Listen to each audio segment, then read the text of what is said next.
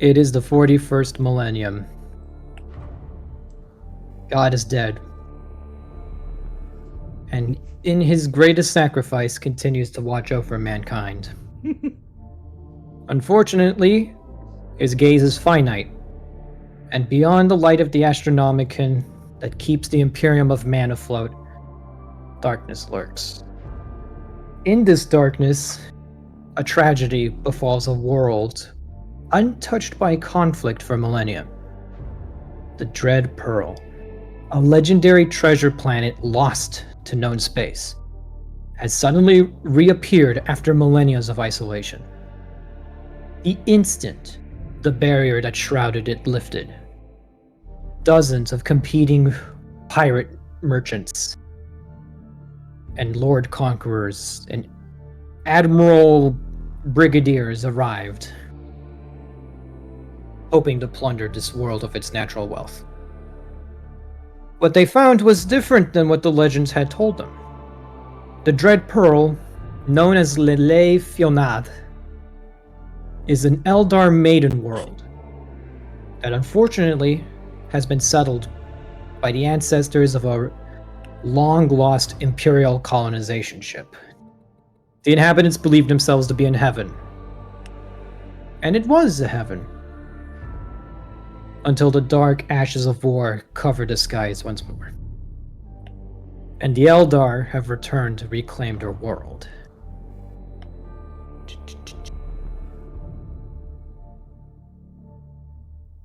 And we're going to switch over to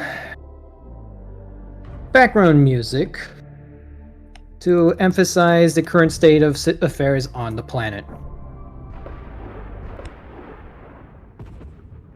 What you hear is the sounds of a distant orbital bombardment maneuver by none other than one of your chief competitors, Lord Admiral Bastille, operating in accordance to the standard Imperial Navy playbook. Show up, hang over orbit, blow up the second and third largest settlements on the planet's surface in order to force the natives to surrender and know that they're bees. Even as the islands are consumed in explosions, the jade skies above suddenly turn dark. The gentle clouds slowly boil away, and a livid, churning scar appears across the heavens. A great wailing goes up from the Santark natives, and friend and foe alike pause, regarding the scene in horror. The jade sky slowly transforms to an angry violet, boiling with unnatural energies. Lightning arcs from this unholy firmament, grounding itself with a blinding flash upon the ruins of an alien structure nearby. A structure that a native of the Santarks pointed out to you specifically in the last session. The air becomes charged and the hairs upon the back of your neck sprinkle as witchfire races and flickers across this structure's form in the distance. The energies appear to coalesce in the center of the ruin, gathering into a fiercely raging light almost too bright to look upon. From the midst of the raging witchfires, from a distance kilometers away, you witness a colossal figure step forth. The energies are so bright, all you can see is a tall, slender silhouette, robes dancing in an ethereal wind. As the light dims, the figure speaks, not with a mortal voice, but with a hateful vibrato that goes straight into your minds. This world, this place is ours. You who would spoil all you touch and bring ruin upon us all, have no place here. At these words, the Santarks fall to their knees and wail. Some of your household soldiers instinctively perform the sign of the Aquila and utter a brief soldier's prayer. The ground trembles, the trees shake, the water starts to boil. This entire planet resonates with the voice of this unknown Xenos creature. Almost as if it is cheering on his words. Even you, who have seen so many of the horrors the galaxy has to offer, know a terrible dread deep within. The figure continues to speak from the distance. Your actions prove you will not change your ways. You will not make amends. Yet even now, we will offer you one chance. Look to the heavens and see what power we hold. This world was lost to us for an age locked within the raging storm. For eons we waited for it to lift. Now, as we reclaim our birthright, we recall the storm. Better you are expelled, even though this world be lost to us for another eon, than you be allowed to enact your wickedness here. You shall quit this place and leave, all of you, or you shall be slaughtered, and your bones be entombed at the center of the storm for all eternity. I shall not be denied! I, Farseer Saranon of Kalor, will knock you all down and bury you beneath our world's dirt. Your blood and your bones will give birth to a forest renewed, and from that forest, the Eldari Empire shall be reborn. With that, the figure raises its arms to the heavens and is engulfed in a raging storm of witchfire. From the figure's hands leap great arcs of ethereal lightning, branching into 1,000 strands of light and streaking into the islands all about. Working its hands in mythic and unknown gestures, the figure manipulates energies, weaving them together like an arcane tapestry. And soon a new sound is heard for the first time in millennia. From every direction comes the tread of 1,000 wraithbone feet, guided and driven to act for the first time in an eternity.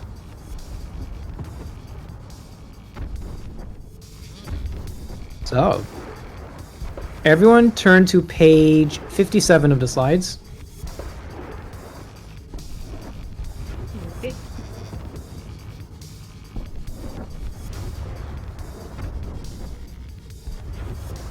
Your small base, the initial point of your landing here on this once beautiful planet, has been hastily reconfigured into a sort of a landing outpost type situation. Prefabricated fortification units such as walls, easy deploy turrets, and sandbags have been enacted and erected in order to keep your humble little slice of paradise safe.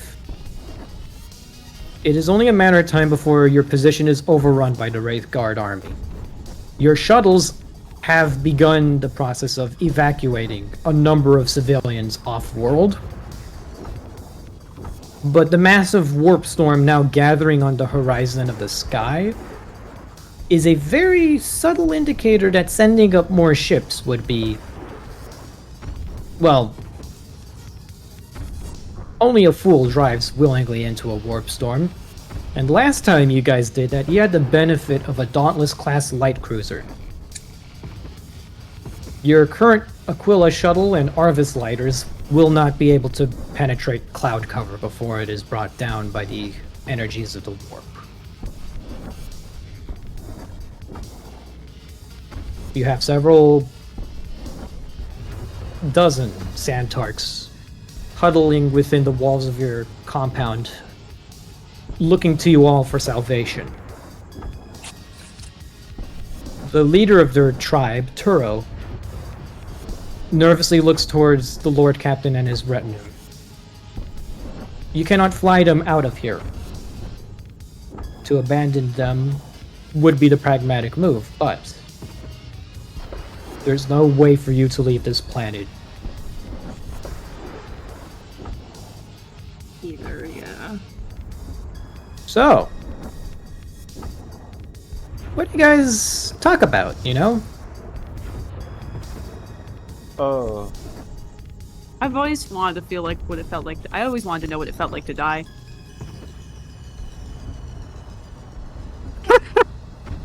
Okay, yeah, that okay, that's pretty good. What are you guys thinking? What are we all thinking here? My players, tell me, what are you thinking right now?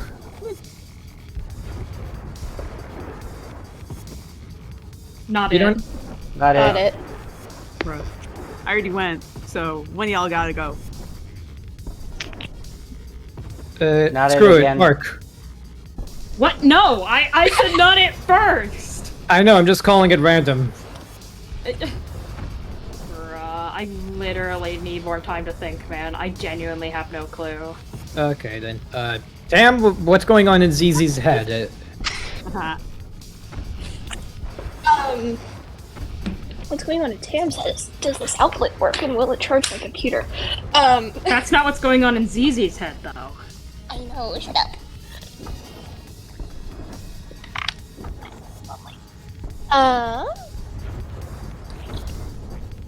What is Easy thinking about? Well, obviously the cat, because the cat is cool. And also, what the fuck are we gonna do? Because we're fighting, let's see, 7, 8 other rogue traders? And Elvari. There are currently... checking notes.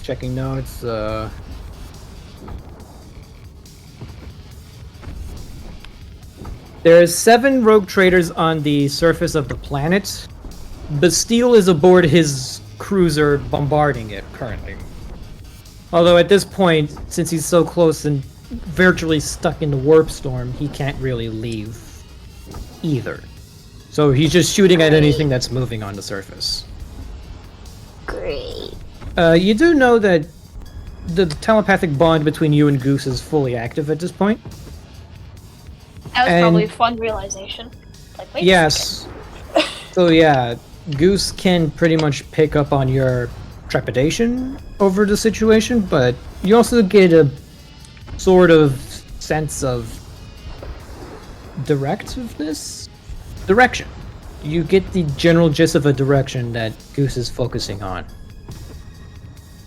He's gonna look up towards whatever vague, I don't know, north and south on this planet direction. You know that really fun place where Saranon emerges as a giant pillar of fire to announce, war? Goose is looking in that direction. Boy.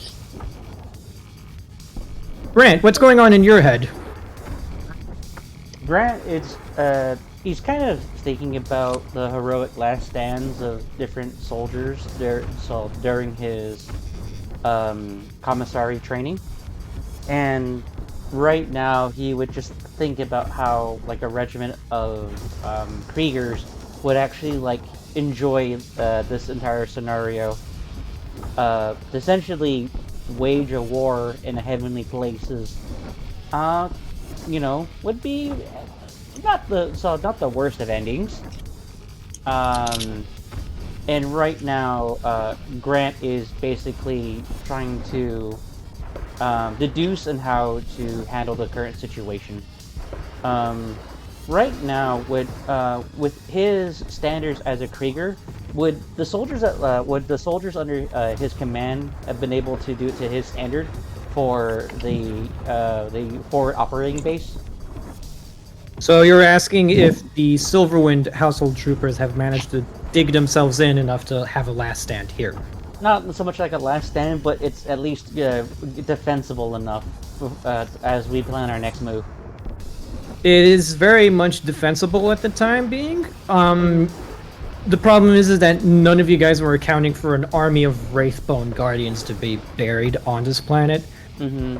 So it's only a matter of time before your position is overrun. You could hold out for... Why don't you roll me... wait, what now? Yeah. I'm pulling up your character sheet. You don't have Astra Militarum lore? Astra Militarum? No, you just have common lore for the Imperium. Okay, then just make me a command test. Alrighty. This should be plus 10, because this is the kind of shit you're used to thinking about. I actually upgraded it to be a plus 20. Okay, so you add a plus 10 Well, then you to add that. an extra plus 10 on top of that, yeah. So That means it's supposed to be super easy for you, man. Oh, yeah. Yeah, 13. Fucking A. Christ. What most people don't realize is that almost half of the work a commissar does is purely bureaucratic in nature. As political officers, they're very much invested in maintaining the logistics of their assigned regiments in order to keep morale up. So with that in mind, and your past experiences in these type of situations, you know that your little base could probably hold out for about a day Oh. before okay. it's overrun. All right. Supply-wise, that isn't taking into account just how large a force will be brought down to bear on you. You just know that given your current fortifications around the area, your forces will not last a day on this planet. Okay. And that's also taking into account you have a bunch of refugees essentially cowering behind your walls. Right. So, I want to say that Grant is going to be staying next to, I think either Cam or Beck, and he will mutter out loud to himself because, if only I had Crater here with me. And as he walks over and he starts commanding his troopers to where the defense and where the cities are going to go, and basically tell them how things are going to go down, where the cities will stand, where the troopers will be, and how the cities can help by moving ammunition closer to the soldiers, and that was what Grant will be doing. Because you reached a level of affectionate with the Santarks, they are open to suggestions and they help you.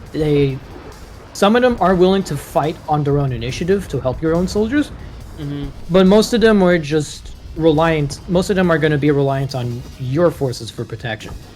But they're also not going to sit around on their asses either. They know that cooperation is in their best interest, so they are indeed helping. So they're either gonna help load up, or they're gonna or help the soldiers. Either or. That was what I would do. Beck, what's going on in your head? I see you fixed your mic. Yes. What's going on in your head?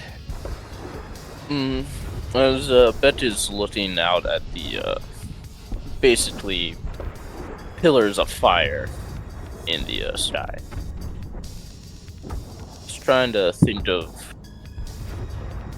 basically like how he should hopefully put giant explosives in those ships and blow them away, even though he knows he can't.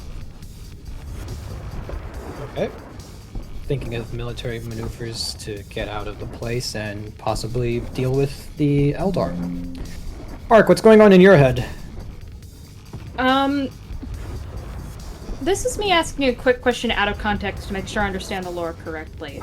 Yes. A lost soul stone, or not soul stone, but spirit stone, in the hands of basically anyone, especially if it had been recovered from, say, I don't know, the Strixus, how good of a bargaining token would that be? Roll me Forbidden Lore Xenos. Okay. I have that. Wow, that's crazy. I need to roll a...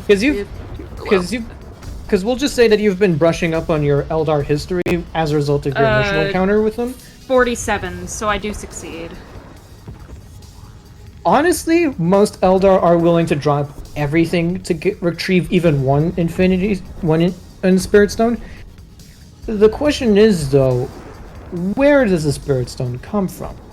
If it's from Kaelor, then there's a very good chance that they'll try and kill you for it, regardless of what you trying to negotiate its return. If it's from one of the other craft worlds, then it really depends on which one you're dealing with. Ulthway might just straight up steal with you. Alteok might try to negotiate it for you.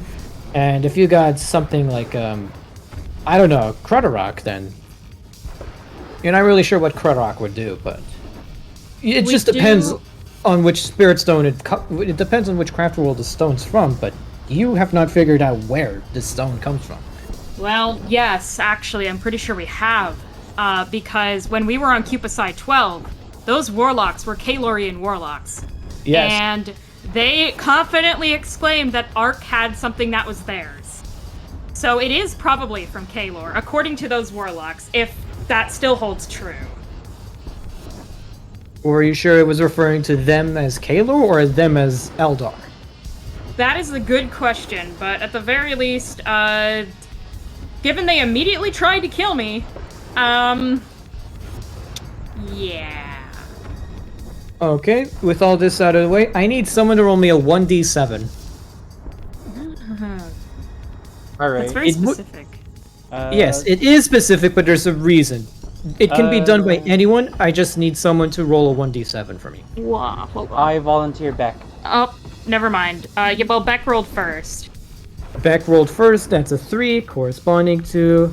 Ho ho ho ho! This Fuck. is interesting. No, don't worry, it's great. As you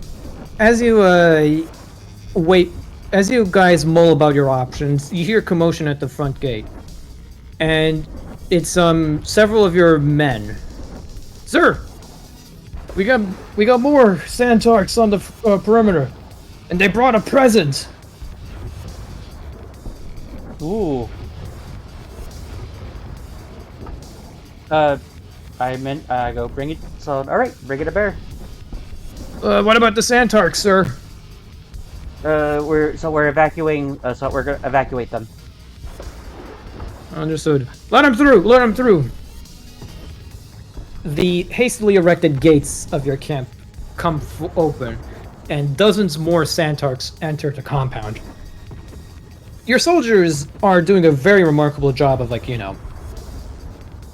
helping shepherd them to areas of refuge, tending to the injured and the wounded.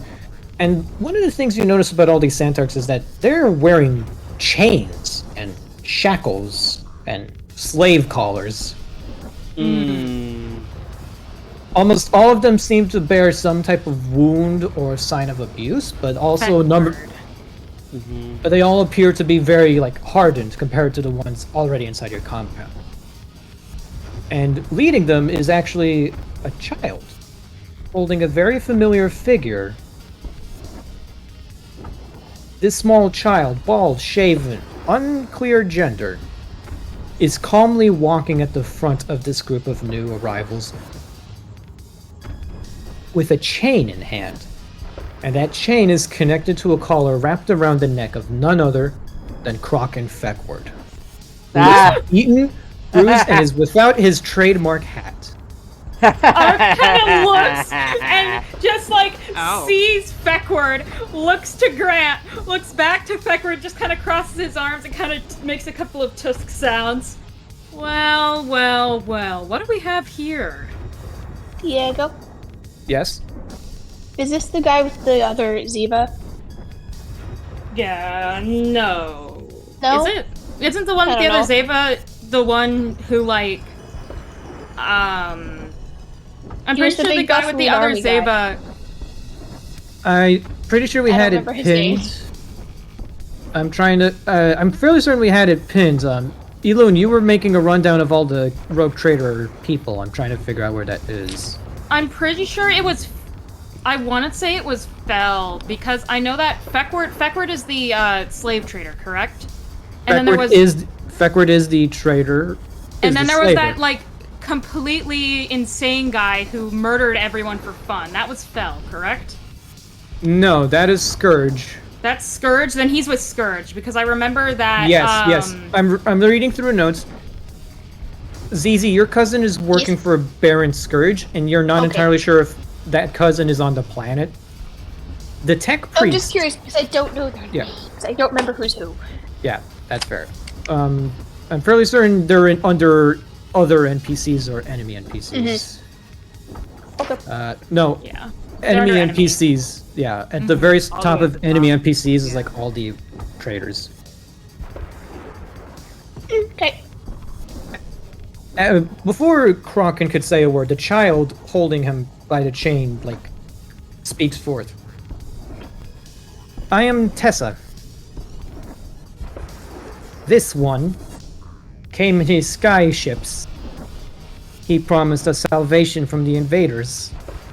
Instead, he led us into his slave barges, as he called them. He murdered my father, the previous tribe's ruler of the Coral Speakers. When the ancients awoke, we rebelled and rose up against our would-be captors. I am here to invoke parley between you and your forces. Word has reached our tribe that you are accepting refugees and granting them safe passage off-world. Is this correct? Grant, he crouches down to be as close as eye level with the Tessa. Was her name? Tessa. Tessa. You're not Yeah. sure if Tessa's a boy or a girl at this point. All right, I'll just refer to as just Tessa. So Grant will crouch down to Tessa, and then from there he's gonna go. My name is Captain Grant, and I accept your gift and parlay. Tessa nods. The slaver and his men put up a good fight. Unfortunately, they lacked numbers and brains. Make of them as you will. Safe passage for my people is now secured. I like this little one. Me too. Tessa notes you have a goose on your shoulder and says, "Ah, you have a Grinix on your shoulders. A good omen, one that will surely bode well for us." Is that what this thing is? Tessa nods. The Grinix is a native creature to this world. We believe it to be one of the We believed it to be a spy for God. Although so many other tribes believe the Grinix to be a bad omen, my people believe them to be a conspicuous one, for they never appear unless they seek aid or a new friend. He's gonna give Goose like a little scratch. Huh. Well, I guess I'm his friend now. It is a loyal creature. Treat him well and he shall treat you the same. Captain Grant, Noted. Yes. my people observed the most curious sights when we were making our way here, as instructed to by the clan that you've made contact with.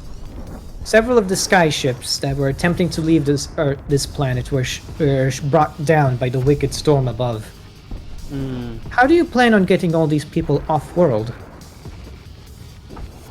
So getting these people off-world, defending this outpost and using assault and sending out as many people as we can. Art kind of looks to Grant. With all due respect, sir, that's a warp storm up there. Mm-hmm. However, he kind of looks over to ZZ. Yes. ZZ, you know how to potentially recognize... Well, of course you do, you're a navigator. If we were to fly below the warp storm, could you potentially see if there was any space where we could potentially fit shuttles through? I'm giving you a probably. That is not the issue. The sky ships were brought down by wicked thunder before they could even reach the clouds. Your sky ships cannot leave the surface of this world. So I ask again, how do you intend to shepherd my people to safety? Wait, hold on. I can see even without being in the air. That is out of context. You have warp sense, don't you? I do. I avoid Watcher. That is most helpful. Art kind of looks to her. I'm pretty sure that our, as we call them, navigators here, ZZ. Hello. They're fairly adept at this point in their training. They should be able to see if the skies are parted anywhere from the ground. We need to have some way to get around and potentially find an opening, but if we did, theory, as long as we keep the ships low to the ground, completely low to the ground, we could get there, fly up through the opening in the sky without being shot down by lightning. That's if it's warp storm related. Very well. I shall tend to my people and ensure that they are kept safe. We shall contribute to the defense in any possible manner. As for this one, Tessa yanks on the chain holding Kraken. He is yours to see fit. My people would have torn him asunder limb from limb for what he did to us, but I suggested otherwise. I can tear him limb Off-worlders, from limb. off-worlders make valuable bargaining chips, and I knew I needed to pay for my passage off-world somehow. So, can underneath this gas mask, Grant has a very like devious smile, because due to his training, he remembered how the IRL Grant waged a war against slavery. So the fact that you know this guy got fucking decimated by people he tried to enslave, Grant's gonna go like, I think I made the right choice in this moment, as he like, you know, ever so like stands over him with his hands behind his back, and then Grant's gonna go, so how you doing? Kraken lifts his head up and gives you a very defiant look, Mm-hmm. but no word comes out of his voice box. You look down and you notice that he's actually a lot worse for wear than Tessa let on. Mm-hmm. Almost 70% of Kraken's face is metal and augments at this point.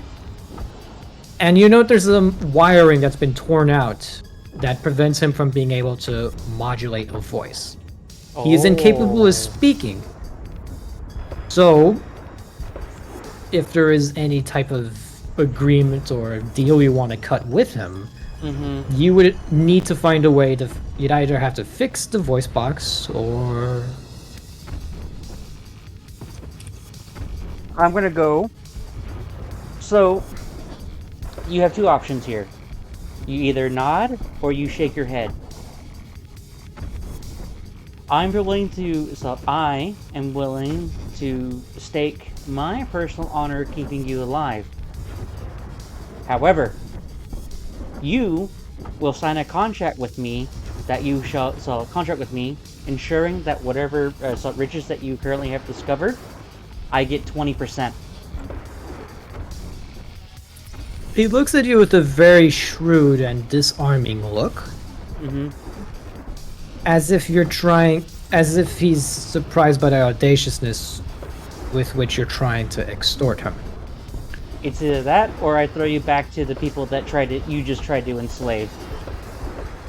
Or I could put him out of his misery. Or I could tear him apart and use his limbs for purposes. Looking Poor to... Diego. I know he had a pretty sweet gun on him. What was that? Because I remember it was noted like each rogue trader's weapon of choice back at Footfall. If I remember correctly, our dear friend Kraken Feckward had a pair of bolters on him, but you don't see them anywhere on his person. Okay. You gather that either the Santarks confiscated that from him, or he just lost them in the struggle to, you know, not get ripped apart by the people he tried to enslave. Let me double check. Kraken Feckward. Arc. Yes. He has a best craftsmanship bolt pistol that you last saw on Footfall. You have no idea where it is now. Okay. Arc. But he looks to you, Captain Grant, and he sort of nods. And Yes, then he sir. lifts his neck up as if asking you to fix the voice box. Art kind of looks to Cadium.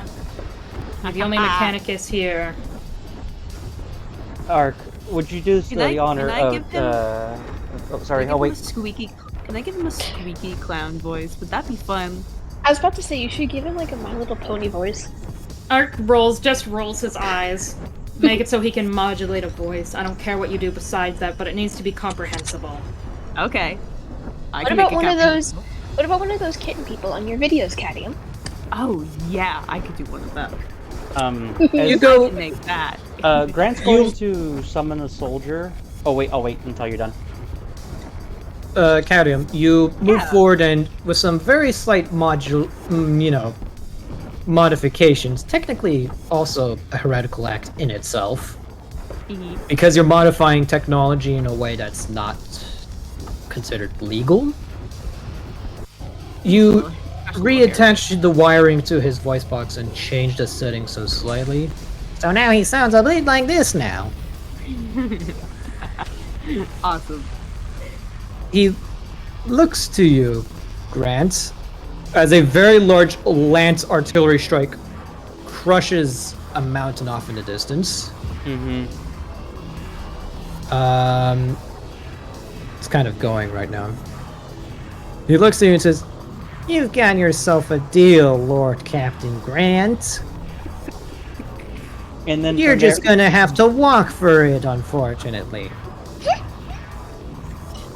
And then from there, Grant's gonna look toward like the nearest aide. He goes, "You, so you get so I'll prepare a contract." Yes, sir. As you look- kind of like giggling in the corner with ZZ. Ark is already kind of like writing, basically like typing something up on a data slate, and he looks to Grant. Huh? What was that? I've got you covered. This is not my first rodeo with extorting someone. I mean, striking a bargain with someone. Mm-hmm. Feckward gives you a funny look as he turns to Grant and says, "You'll have the riches I've recovered from this planet. Unfortunately,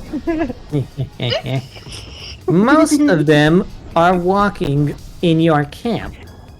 I'm a slaver, dumbass." Ark kind of basically, takes, Seriously? as he's drafting the contract, kind of like whistles and basically starts cutting out, like basically you can see him hit Control X, or not Control X, Control X, D. basically cutting a bunch of the contract out and kind of looks to him. Well, good thing you told me that before you signed this. Yeah. But yeah, I let's make it do have a 30%. lander. He looks at you and says, "But seeing as how the bulk of my wealth has just broken their chains and walked off, you can have them. I can give you something better. That I have a lander not far from here, loaded with gemstones I collected from the ground. But I can promise something nicer to sweeten the pot. Oh. I got inside information. Give me the contract, get me off-world, and it's all yours."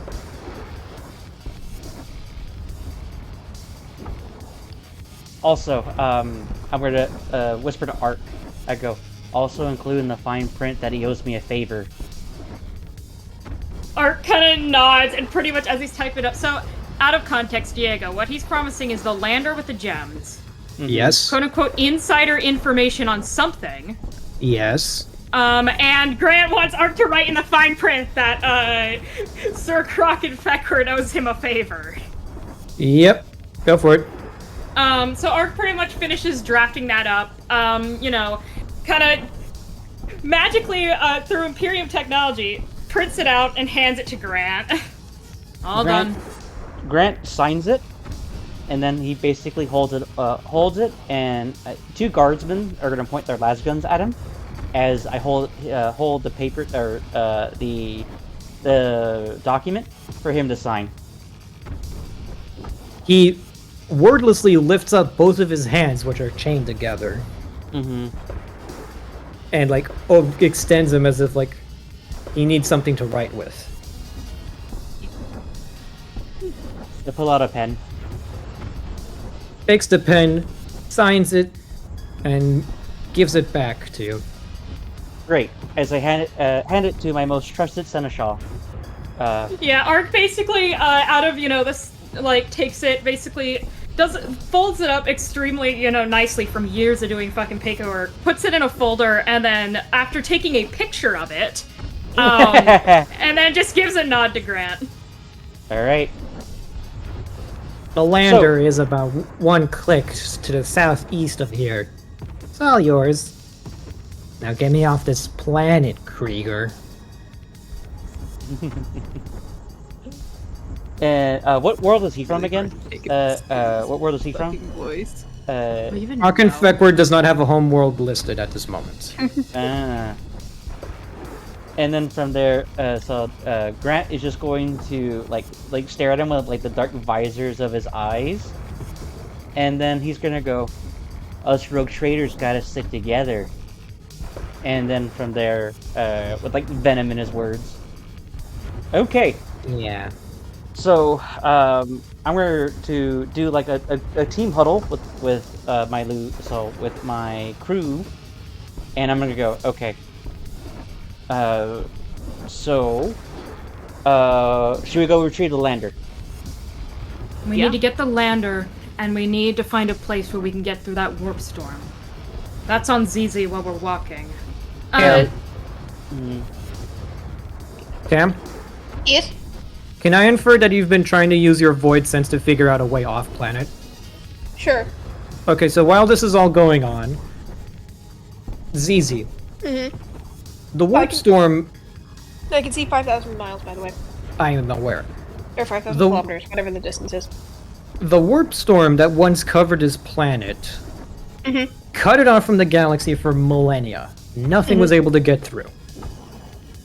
The ship containing the Santark's descendants got here on a freak accident from a warp storm, most likely.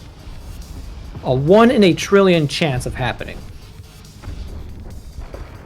The warp storm gathering above the planet is very much the same one that used to cover it before. There is no way of you flying out of this planet. But there's a big difference.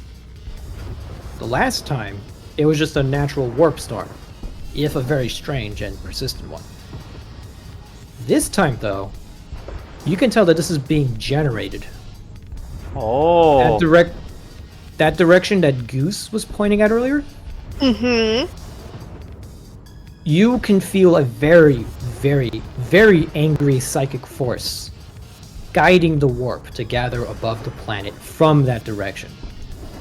And it's the same direction you saw Serenon. So you instinctively piece together that Serenon is making the warp gather above the planet. Get rid of Serenon, break his concentration, or just make sure he can't keep calling the storm, and the skies should be clear. Play. So, if you want to fly off the planet, which is logically the only way you're getting off it, you need to confront Serenon and either convince him to drop the storm or kill him. Oh boy. Do you relay this information to the party?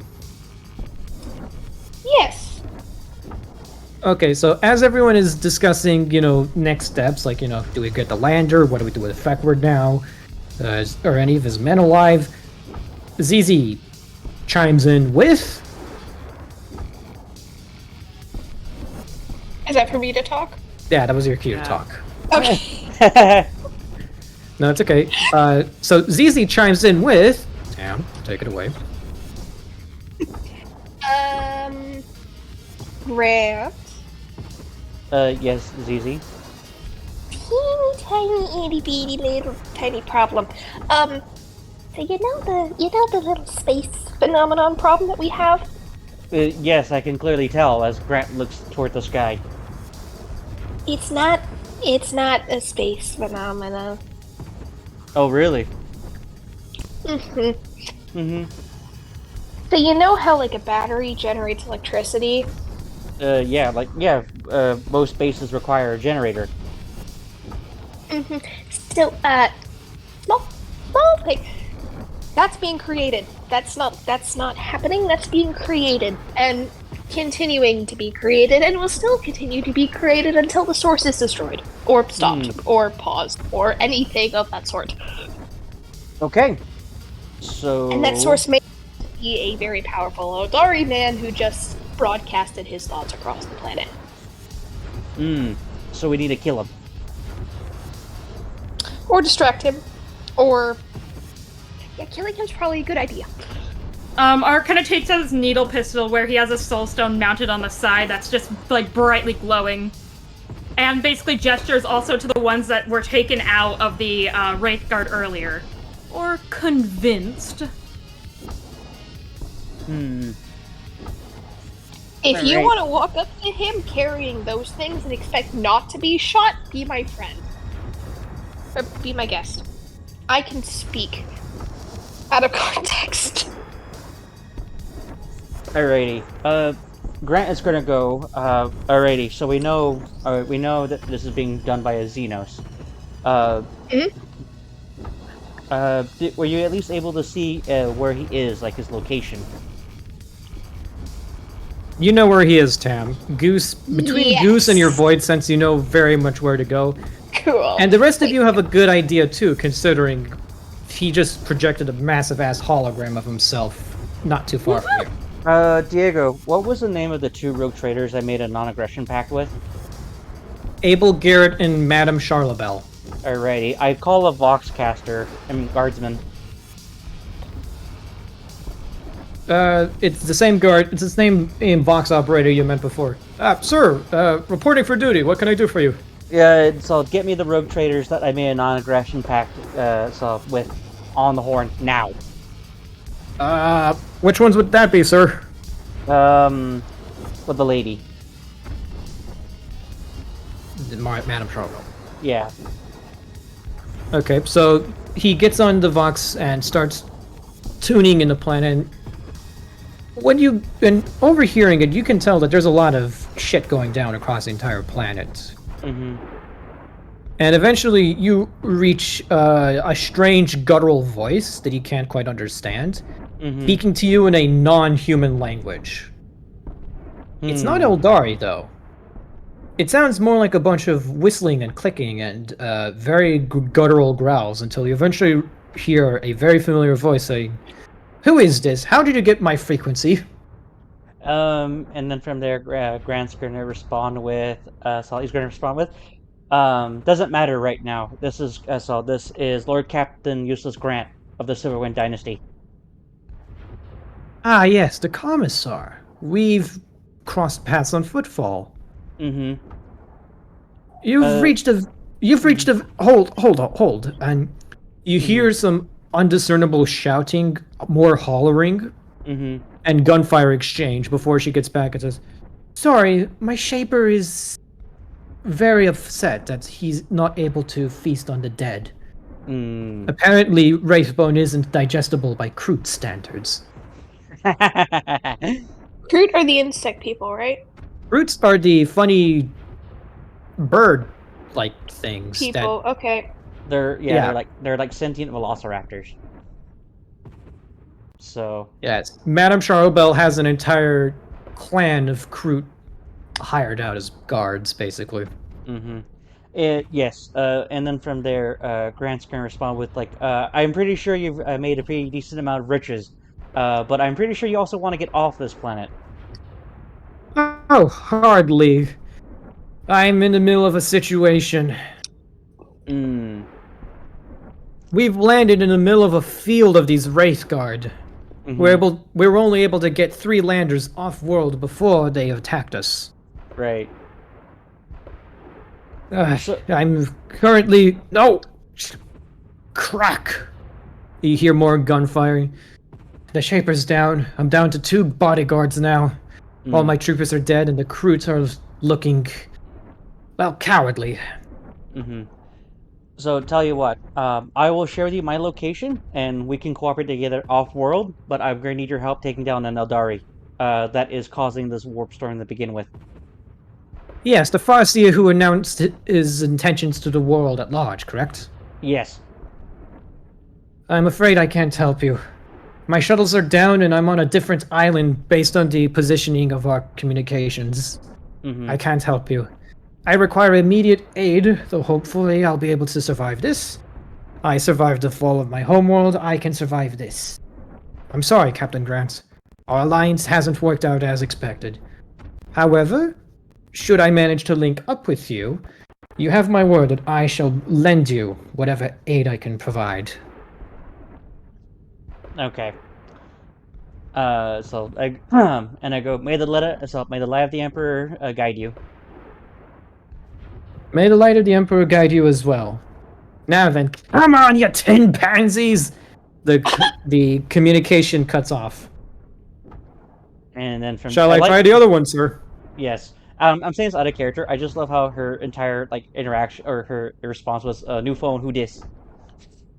To be fair, you didn't announce yourself when you called her. Right, right. The other guy, the Vox operator, starts trying to get a hold of Abel Garrett. Mm-hmm. Let's see. I'm gonna roll a 1d2. High or low? Fuck it. I'm gonna go low. You cannot reach Abel Garrett. I said low. I know. Oh. So I just hear I like like a phone. being- I just hear a phone buzz. Boo. Well, no, you hear a lot of distorted chatter, but it's more of that. It's not like he isn't answering the phone. It's more like you can't find the phone. Right, right, right. And then from Yes? there it goes. Well, it was worth a shot. Anyways, we're on our own. Yeah. The box operator and several guards look to you and says, "Sir, we can hold down the fort, but is it your intention to go and find this Xenos to put him down? It is. Some of us would like to volunteer to help, sir. We can at Alright. least make sure that any wraith guard between you and the objective don't impede you for long." Right. Is Grunt here? No. Damn. None of Alrighty. none of the named NPCs are down on the surface with you because they were busy making sure none of the other rogue traders got to you. Got it. Okay. I go. So, all right. Whoever's willing to volunteer, so I'll prepare. So I'll pack extra ammunition. And All right. and I go. And I basically command like the civies to begin reinforcing the defenses. And then from there, I gather. So I'll gather the party, and I'm gonna tell them, all right, so we're all ready to go. Let's go take care of the Xenos. Grab that. So grab that flyer full of loot, and then we'll get off this planet. And when we do so, we'll have a party. So ice cream. There will be ice cream cake. Cool. Hey, Diego. Yo. So Goose looked in the direction of the big bad guy, which means in my brain that means he can sense something having to do with psyker stuff slash Uh, help. you get the idea that Goose is slightly psychic, but not smart enough to willingly invoke those powers. It's like a subconscious thing. Like, it doesn't really understand what it's doing. So you know how when sometimes you can hold like an animal under their armpits and just like hold them? Yeah. He's gonna Like- do that. So you're just gonna hold him out like baby Simba. Yes, except facing me. Hey Goose, wanna go find I'll go find them? Goose looks at you with the intelligence of an alien mind that seems to be much smarter for its own good, but just gives a very... Meow. You have sense- no idea what I'm saying. You sense a hint of trepidation, as if he understands your intent, but not your words. You get the feeling that your Grinix companion is not a frontline fighter. No, but he's a cat, and cats are good hunters. And can track stuff. Not of Eldar. You do get the feeling though that the Grinix can point you in the right direction. Just don't expect him to claw a guy's face off. Yeah, kind of. Guess that. I'm gonna put Goose in the bag and just, follow the direction of the eyes. Point in the right direction, Goose. Goose's head sticks up out of your bag and his head points towards the direction you should be going. Okay. Hey, Grant, Ark, Cadium. Yeah. Yeah. Everyone. Detonate. Mm-hmm. Is the not cat pointing us in the where we need to go? So I'm guessing. The cat, yes, because I can only use my abilities for so long before I get tired, and I might need them later. So, Uh, yes. How far do you think it's gonna be? You reckon you can get there within like 2 hours of walking? Only a couple hours. Yes, let us walk 2 hours through the pillars of fire. Well, I mean, if you don't want to walk for 2 hours, I can. I don't know. You can't carry all of us. Well, that's not what I'm saying. I know I can't carry all of you. I'm quite small. But what I can do is I can carry one of you and get there in an hour and a half. You're very little.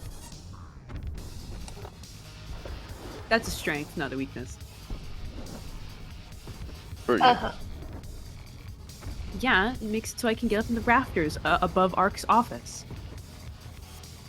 I don't. I can just teleport in there, and I don't need to use Ark looks to anything. Cadium. You do realize, if I told the Mechanicus every single act of heresy you've committed in front of my eyes, you'd be executed before you could try and defend yourself, correct? You wouldn't do that. Ark looks at Cadium with just an unreadable expression. Grand. How about you two lovebirds? Stop bickering. Let's go. What, huh? Grant's gonna go, yes, Cadium? Wait. Tell Ark to stop trying to get me killed. And then Grant's gonna look at Ark, and Grant's gonna go, that's why you're the Seneschal. Alright, everyone, let's move. Wait, hold on. What do you mean by lovebirds? What does that mean?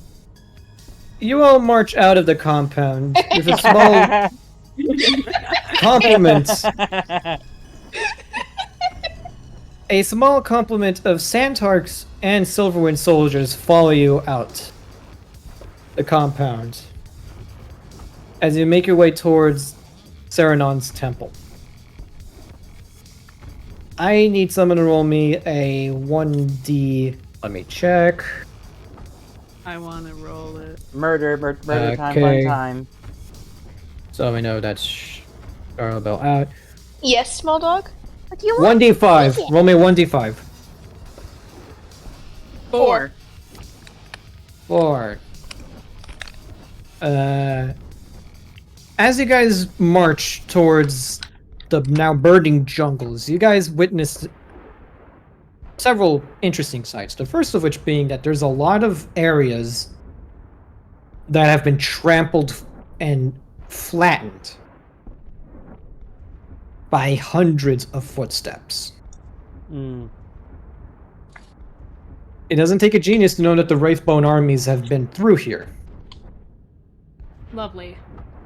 Entire sections of the tropical woods have been brought down just by the sheer number of Wraithbone guardians crossing through. You also notice that the skies are starting to turn a bit spicy, as not only is the warp storm intensifying, out-of-control fires are now burning the surface of the planet. Combined with Bastile's continuing bombardment of the surface, you guys quickly realize that this paradise planet is quickly becoming anything but. Delightful.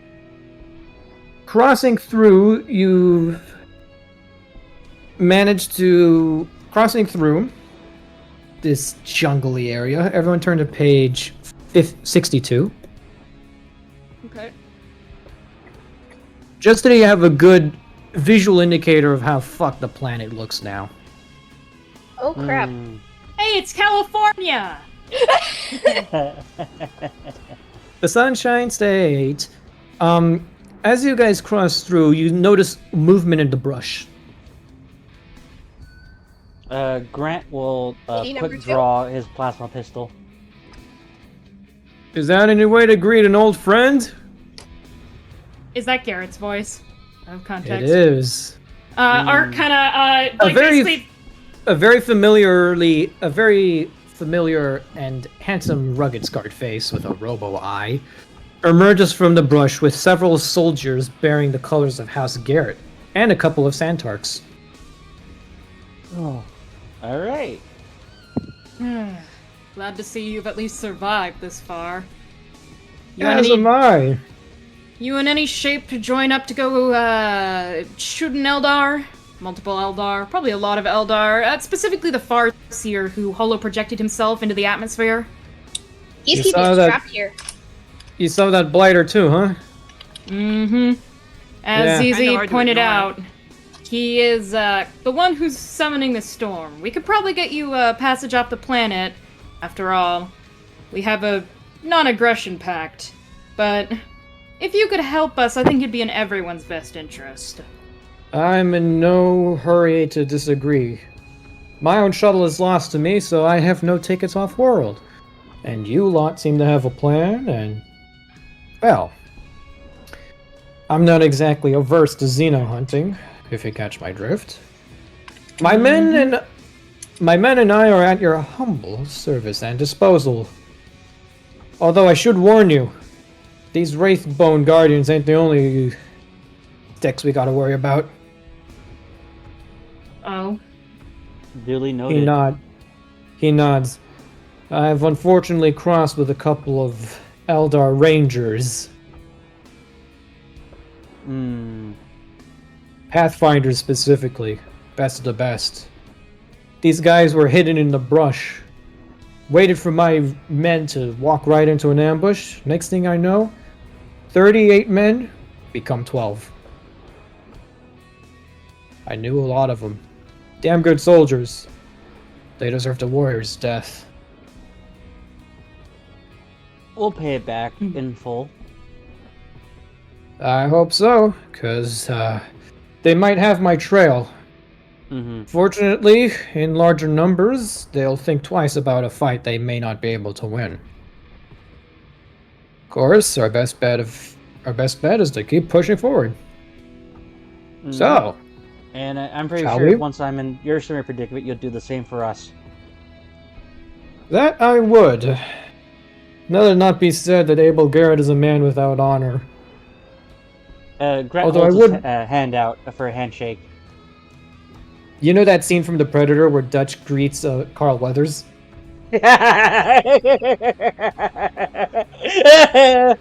R.I.P. Carl Weathers. R.I.P. Carl Weathers. But yeah, Abel Garrett goes for that with you. Oh my fucking god, Diego. Yes, that's so cool! I return it in kind. And, like, you see, like, the bicep of Grant, like, begin to flex underneath his coat.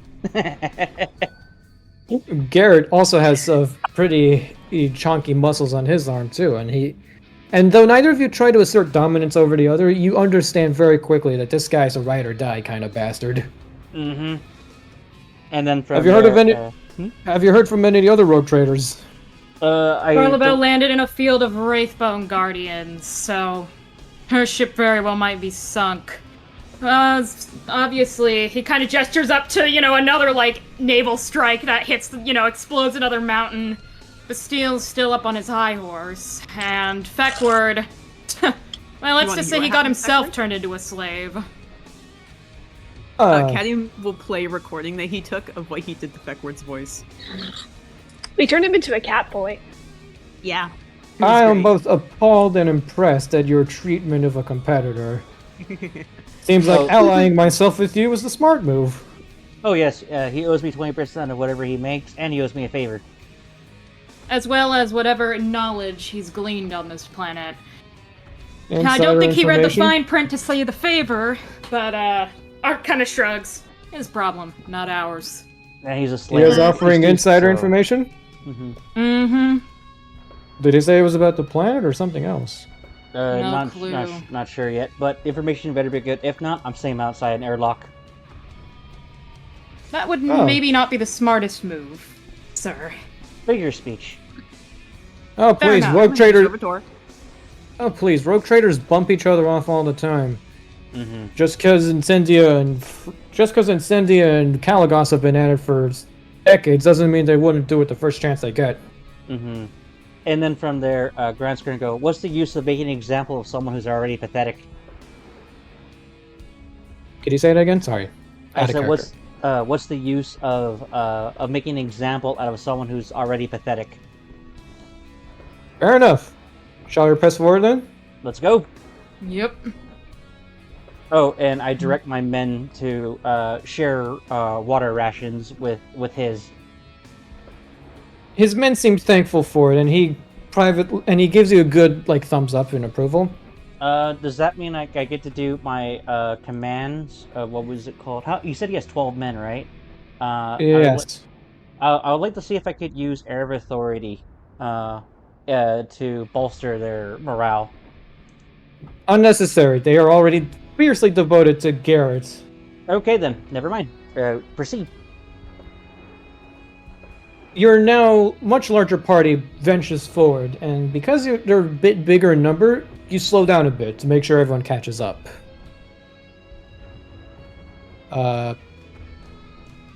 Eventually, you guys make it to a big open clearing. Past the clearing is a small beach, and you can see a wave skipper. Guarding the wave skipper appears to be... Roll me a 1d4. Okay, I'll roll it.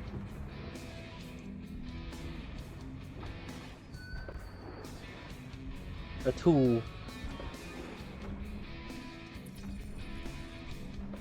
SL, who is S? Oh, right. A massive procession of Santarks. Oh. All of them holding banners of the Aquila. Oh. Reinforced by guards in jade-colored enforcer carapace and hell guns. You recognize a very familiar voice. As divine emissary of the God Emperor, I shall guide you all to salvation. Our assembled fleet should be enough to cross the waves and reach the land that the infidels have claimed for themselves. We shall purge this world of the Xenos and ensure its deliverance to the rightful God Emperor of mankind.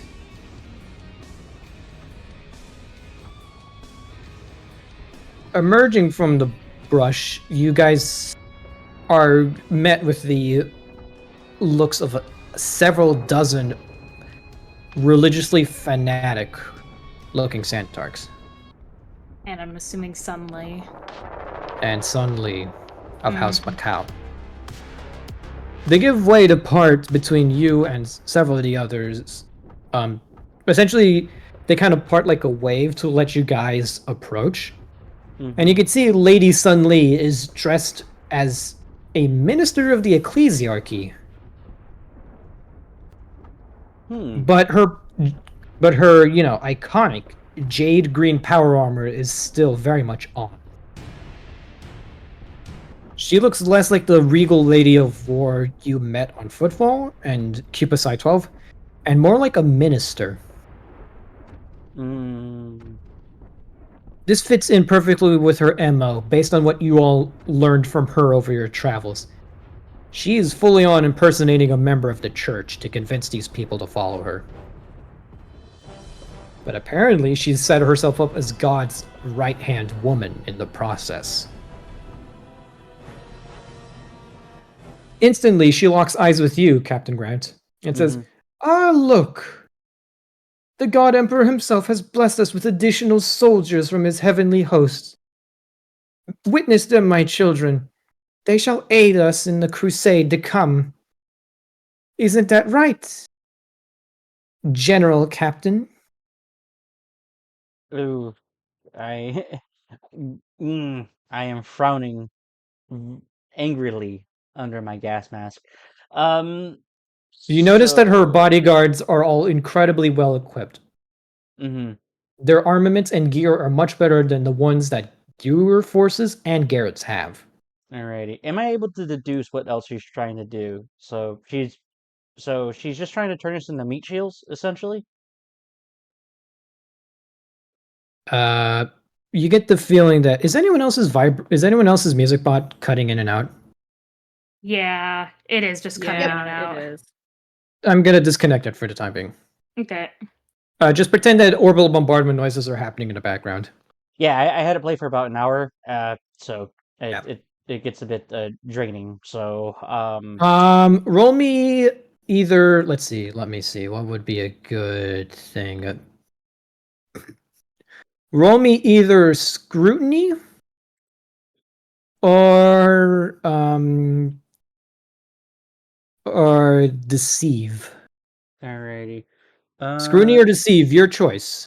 Let me double check my deceive. They're both really low, but I'm just gonna do. They're only basic. Is it just me, or does everyone else get to roll? Yeah, I was gonna say. Arc can also roll. Great! I have a trained deceive skill with a 55 fellowship. Okay, go for it. I rolled a 7. Oh yeah, that helps. Arc, go I ahead rolled and a roll. 13, Hell so yeah. that's 4 degrees of success for me. Mm-hmm. Okay, so you guys know that this is basically right out of Sun Lee's playbook. Mm-hmm. She likes impersonating people who are higher in rank and influence Mm-hmm. in order to get ignorant people to do her bidding. Right. However, her deliberate invocation of the title General Captain and her phrasing of soldiers from heavenly host, she's trying to subtly clue you in to join her little deception. She will nominally be in charge, but you are going to command your own independent forces. She is going to lead her assembled Santark army against Saranon's Eldar forces, and she wants you guys to back her up. Whether or not you choose to hype her up is going to influence how things proceed. If you try to expose her as a charlatan, it's not going to look good. If you play along with the ruse, then you can get to where you need to go without issue. So what's it going to be? Arc suggestions. Ark just kind of gives Grant a nod and then looks back to Sun Li and gives her like a respectful bow. Yes, ma'am, from the heavens themselves. Time to wipe out the heathens. She gives you a very dry grin as if that was the answer she expected. And of course, his trusty lieutenant, Arcturus. Now then, faithful, my flock, gather to me.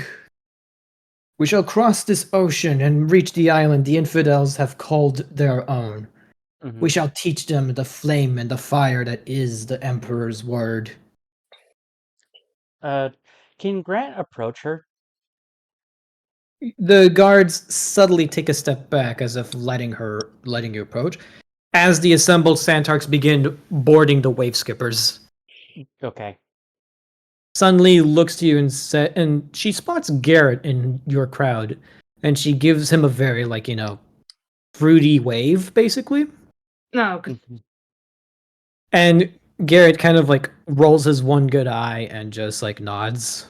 Mm-hmm. Garrett? Lee? She turns to you and says, General Captain, to what do I owe the pleasure? Grant's gonna stare at her very coldly, and then he's gonna go. This might be a little. So I understand your play, but to expect cooperation, consider this to be a pact of non-aggression between us moving forward. Fine. Don't jeopardize my position on the locals. They're And eating don't. out of the palm of my hand, and quite frankly, it is in everyone's best interest that they continue to do so. And Ark do this. nods and and then switches from the, into, I'm assuming everyone, including her, Abel, etc., knows the secret tongue of the rogue traders can't. Yeah. Yep. Ark kind of just casually switches over as he's talking to her. We're cooperating so that all of us can get off this planet. So yes, it's in everyone's best interest. That warp storm isn't parting until the Eldar Farseer is killed. I gathered as much. Thank you for confirming my suspicions. What Also, you need me. information? Because you don't know where the fuck you're going, so. Heh.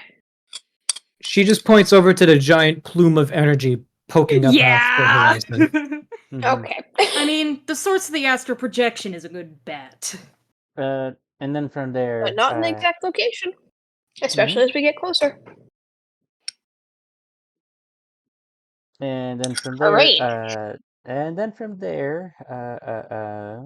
Grant's gonna go. All right, we're heading out. Unless there's something else you wish to discuss. Have any of you seen that brute, Baron Scourge? Nowhere. We found Feckward, and 1 second. Yes? We found Feckward. Caddy once again Well- plays the recording of Feckward's voice. Found very loosely. Artemis and I may be heading to bed shortly. Found and gave him Night, Dad. a very fun present. He may or may not have seen his slaver ways backfire quite horribly and was forced to make a deal with us for safe passage off the planet. That being said, Madame Charlebelle may or may not survive this. She was last we heard from her surrounded in a field of Wraithbone Guardians. As for the rest of the rogue traders, other than Bastille, who I think we all know where he is, their whereabouts and their status is unknown, at least to us. Suddenly gives you a noblewoman's laugh. The difference between Feckward and I is that he thinks the collars that bind come in chains. No, it is the word of the Emperor that binds us together. Come now. Come forth, friend or foe. We have Eldar to hunt. I think that at least we can all agree on. She nods and begins to board one of the wave skippers. Eventually, the entire party and the retinue following them cross the ocean in the wave skipper fleet. These humble fishing craft, now repurposed to being troop transports, cross the ocean. It's a very small distance because the island is like right there, but swimming isn't an option. As you get closer, you can see the skies are looking pretty apocalyptic right now. Like 10 plagues over Egypt type apocalyptic. Fortunately, Fun. though, there does not appear to be anything in the water that poses a threat.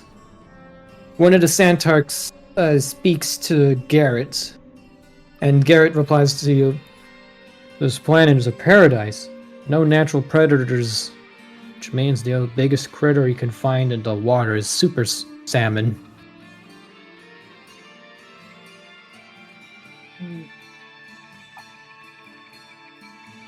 So, I have to ask you a question, Captain Grant. Yes. How bad is Madame Charlebelle's situation exactly? Charbel is teetering on what can be described as a heroic last stand. Ah, a shame. Damsel like her? That'd be a waste. Oh, I heard she had interested. such... Well, from a purely business perspective, her entire planet got overrun by orcs. She wants it back, and, well, she was looking for investors in a grand expedition to reclaim it. And, naturally, we got to talking, and, well, you're not the only one she signed a non-aggression pact with. She's A shame. very, very wise rogue trader. That she is. I find her insistence on hiring Kroot to be strange, but, oh well. They're quite ferocious. You fought with them before? No, not yet. I've only encountered them in my studies. Shame that. You don't see much crude out here. More common in places like the Jericho Breaches, but... Oh, what can you do? Eventually, you guys make it to the other island. And in a strange D-Day type of aesthetic scene, Oh, soldiers clad in Oriental-style armor disembark. Natives wearing simple togas, jewels, and coral tridents. And your rag-ass tag group, soldiers, rag-ass tag. a very strange army has gathered on the shoals of this island. And as you look up, you guys can see off in the distance above the tree line massive cascading currents of energy shooting up into the sky above. Zizi, Yes. Goose's head pokes out of your bag once more and points in the right direction. But you notice something strange. His head isn't pointed straight ahead, if not off to the side, slightly. You get the feeling that walking straight to the temple is a terrible idea. You okay there, bud? Distressed meow. Can I look at the field? You know what I mean. Can I view the connection? You can't view the connection, but you give him a little scritch. You give him a little scritch behind the ears to invoke the mental bond you have between the two. Mm-hmm. And as you open your eyes, you see something different in your field of view. Looking directly ahead into the tree line, you spot several shapes that aren't supposed to be there.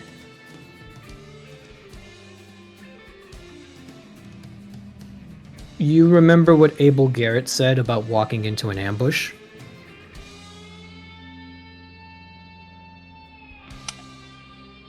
Captain. Grant stops. Yes?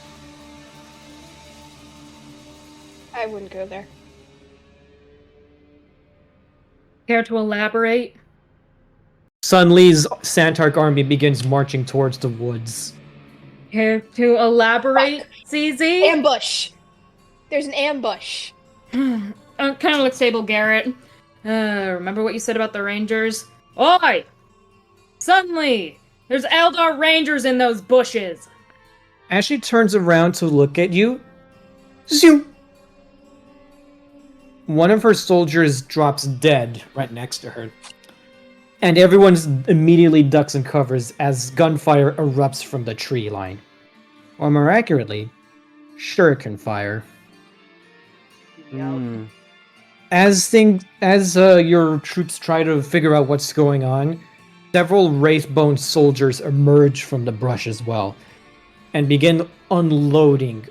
What is the specific name of their armaments? I need to check and make sure.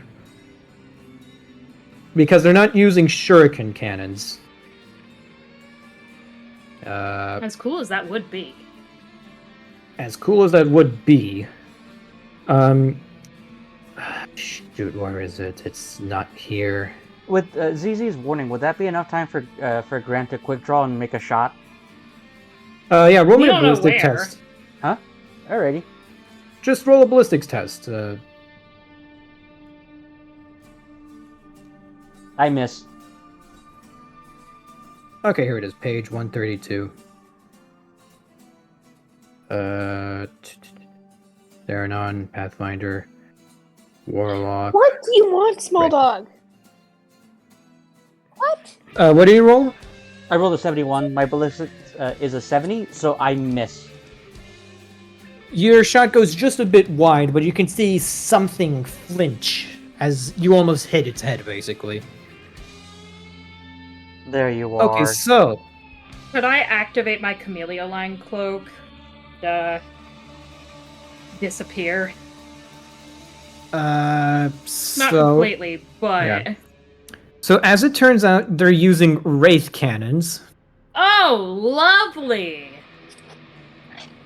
and you can see several people being turned inside out and torn into bloody gobbets of meat as their cells are ripped apart in a million directions at once.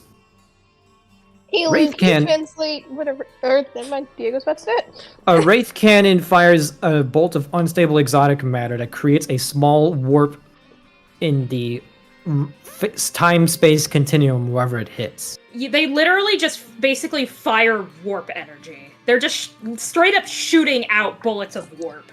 I think it'd be more accurate to say that they're basically firing black hole lasers at you. Yeah, I was gonna say mini black holes. Yeah, but like in a continuous stream of energy, not like a single bolt. Yeah. So you see a lot of that just eviscerate the Santark army suddenly has gathered. And the sniper fire from the tree line is picking out strategic targets. I need everyone to make me a dodge test. Okay. Okay. Remember how I said this was a D-Day landing sequence? Yep.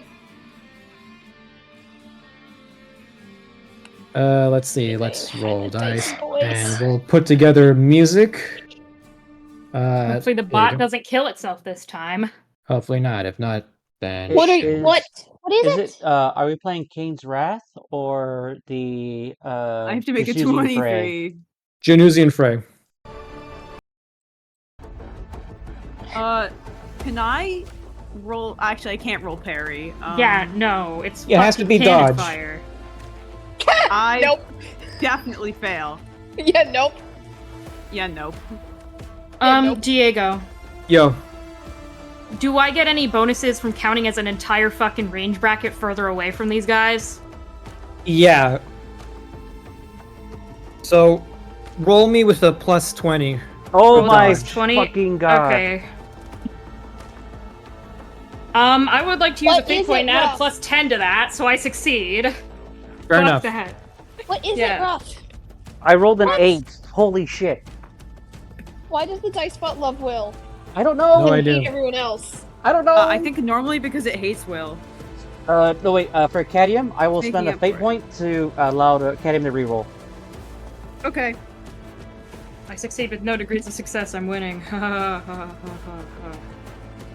Actually, I don't need to spend a fate point. I'm just too good. That still fails. What's your degrees? What's your score? I need to make a fucking. Let me look. I need to make a 23. Oh, a So 23. even if you do your plus 10, it wouldn't work. Even if I were to give Yeah, like the Diego, plus I don't 10. actually need to spend a fate point. I forgot that I actually did spend do an agility advancement, so I just barely succeed because I I'm needed sorry, to beat a kid. I 66. can't help you any further. No, you're good. I think Cadium will be fine, maybe. Yeah, I effectively Uh, succeed with a 66. Yeah, you If can take a black hole. No problem. I can take a black hole. I'm supposed to be the tank of the party. This damage ignores armor and toughness. Okay. It owie. Owie. Yeah. Well, I can't do anything really about it. Well, hang on. I need to determine what hits you in the first place. Yeah, whether it's That's shuriken not- fire or whether it's literally the fucking cannons. Good news, it's just shuriken fire. Okay. Yeah, shuriken fire does not ignore armor and toughness. This has a great. penetration Is that for value. me and Weapons. Cadium? Is that for This- both me and Cadium, Yeah, I'd assume. Yeah. please? Oh, good. What's Yeah. your agility score, is easy? It's a 36. Because Yeah. I didn't level up. Yep. I can't help you. No, you can't. I know that. Ow, sheesh. God damn. This only has a penetration value of 2. Oh, I Yeah. have a 6 armor everywhere. and and plus your toughness toughness bonus. Yeah. I forget. How does this work? Armor minus Uh-huh. penetration, so minus 2. Uh-huh. Plus your toughness bonus is how much damage is reduced. I have a +5 to my toughness bonus. So one. So 11 minus 2. That's 9. So that would be 3 points of damage for you, Cadium. Okay. I've got an armor of 3 and a toughness of 4. 7 minus 2, that's 5. So your damage comes out as a total of 7. Oh, okay. Owie. course. Poor Tam. Hey, So these glad I are. raised my toughness. Oh god.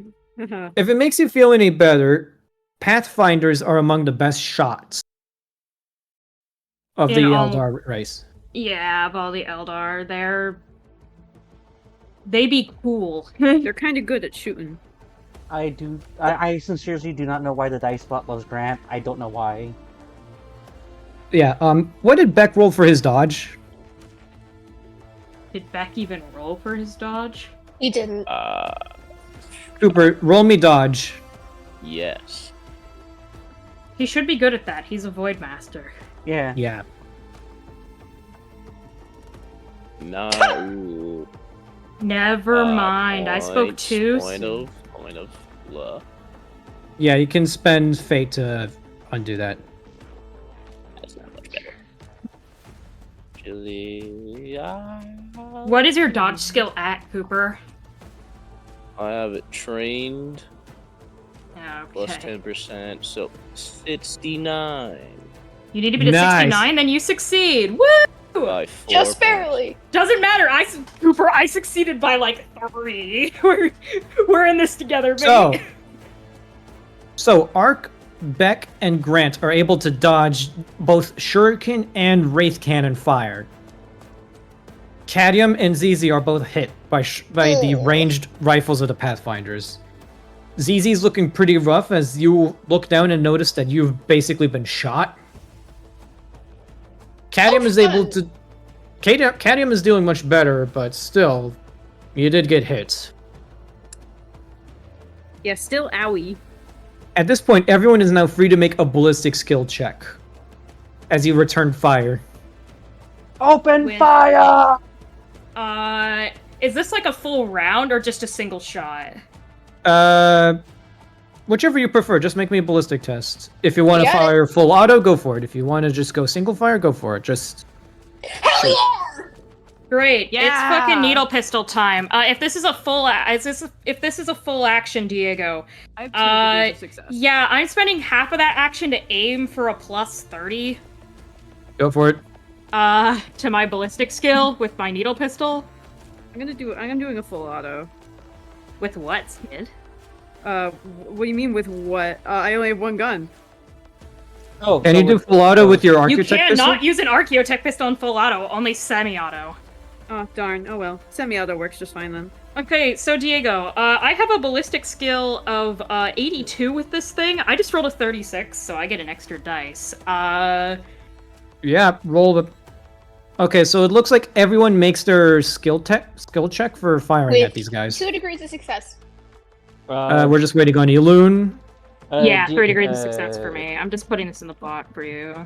Diego, you said this I have is, physical dice next to me. Is this only 1 shot, or is this a full action to shoot 2 shots? It's a full action to shoot 2 shots, basically. Okay, one Yeah, miss, whereas one I hit. spent a half action to aim so that I could get a plus fucking 30. I'm only having you guys make 1 test to simplify things so we don't have to roll as much. Yeah. But you guys okay. basically unload into the trees that are speaking Eldari. The trees are speaking Eldari. Does that mean I should double my hit, the damage? So 'cause I'm Yeah, shooting twice. yeah, / roll 2d10 and add +8. yeah. Everyone roll Okay. damage now. I don't Uh, get to do that because I technically only shot once, but I still get to double the damage. Oh yeah. I got 2 degrees of success, so I get to do an 17 additional towards hit. someone. Alun, did I only make 1 or 2 degrees? What's your ballistic score? 70. 2. So you get an extra dice. So 3 dice total. Because Wait, what? hit twice. Okay, Cadium. Oh, I get an extra hit dice too? I forgot to roll for my Yippee! second one. Yippee! Cadium deals a total of 17 damage. I deal 6. Okay. Make that 30. God damn. You did not get the extra modifier, Tam. said- You added an You extra said the +4. +2. You said you did +8 and then you did +4. Yeah, because it's 1 What are d10 you +4. doing? 'Cause So Diego you said hit 3 double it. shots? I'm confused. You told Did Will you that he hit? could- Did you hit? That's because Will had a degree of success. I do too. Do you have 2 or 1? 2. Okay, then you're good. Your ballistic score's 50 now. Yes. Oh hell yeah! Yay! That's what I So 500 on. let me see. Counting up the damage. Skid, Cadmium rolled a total of 17. 17. Yeah. Hey Diego, Yes. have one of those Eldari make me a toughness test. -5 for each point of damage they take past their armor. So let's see. Arc went for a total of 6 damage. Yep. 62, toughness of All right, time 38. for them to take 2d10 true damage. If they fail, Yeah, they failed. 8 true damage. That's not reduced by anything. 8 true damage. Okay. Toxic go brrr. Okay, so here's what happens. Tam Yes. manages to take out a Wraith Guard. Bonk. Elune. Arc manages to pick off one of the Rangers into trees, and though you don't outright kill him, the poison is setting in really quick, and he is calling out for his brothers to help him. Skid. Yeah.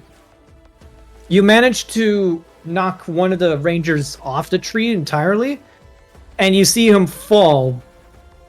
You're not sure if he's dead or not. Deserved. Beck.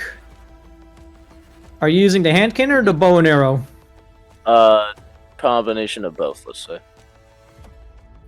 So you just unload an arrow and then switch to your pistol? Mhm. Yeah, you managed to clip one, you managed to clip a guy in the side with an arrow, and as he's reeling, you managed to hit him in the head with a very large round from your hand cannon. Brant does it- manages to Cooper take gets out another- another Wraith Guard as well. Sorry. It's fine. Cooper gets another hit. I'm fine not taking it. You Okay. managed to down one guy entirely by focusing fire on this one dude. That's actually how that's how it goes for Cooper. Elune poisoned a guy. Skid manages to gravely injure one of the Wraith Guards, and combined arms fire from Macau's guards are able to take it out entirely. At this point, the Wraith Guard charge forward, some of them brandishing swords and others brandishing, like, Wraith Cannons. The Santarks are all charging. At this point, Sun Li turns to the rest of you and says, "Go! We shall hold them off! Get to the temple and take down that Farseer!"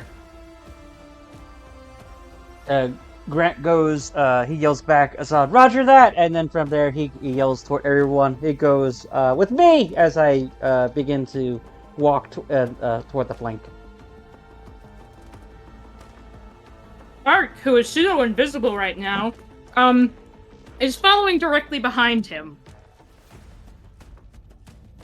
Do you all follow? Yep. Yeah. Cadmium's on his mechadendrites. Tam, Goose's head is on a swivel now, and he's, like, guiding... Based on what he was trying to impart to you earlier, Goose is trying to lead you through the forest to avoid the Eldar ambushes. Hey, Captain, I think I should go first. Alright. I step aside. Holding out your bag like some type of dowsing machine. Goose's head basically acts as your compass through the woods. Can I just put him down? Oh, you mean like let him just run through the battlefield? Oh, wow, you don't like your cattle ready? You're just gonna kill him right here? Okay.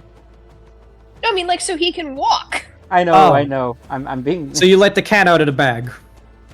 Yes. Yeah. Speaking of cat, hold on. Is it gonna be Ghost? It's ghosty. Yes. Yep, it's Ghost. Excellent. So you take Goose out of your bag, and he hauls ass immediately through the woods. Shit. Almost Everyone in the party loses sight of him quickly, but Tam, you know where he is. Mhm. You can sense his presence, guiding him through the woods.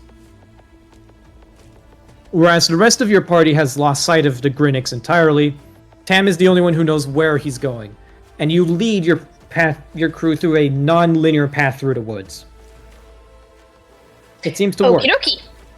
It seems to work. You guys pass by massive wraithbone structures that have been buried underneath moss and dirt and, vegetation.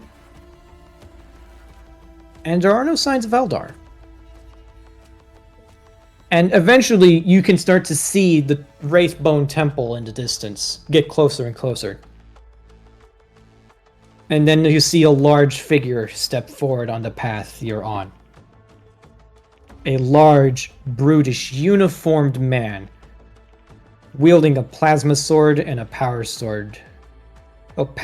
Plasma pistol and power sword in each hand.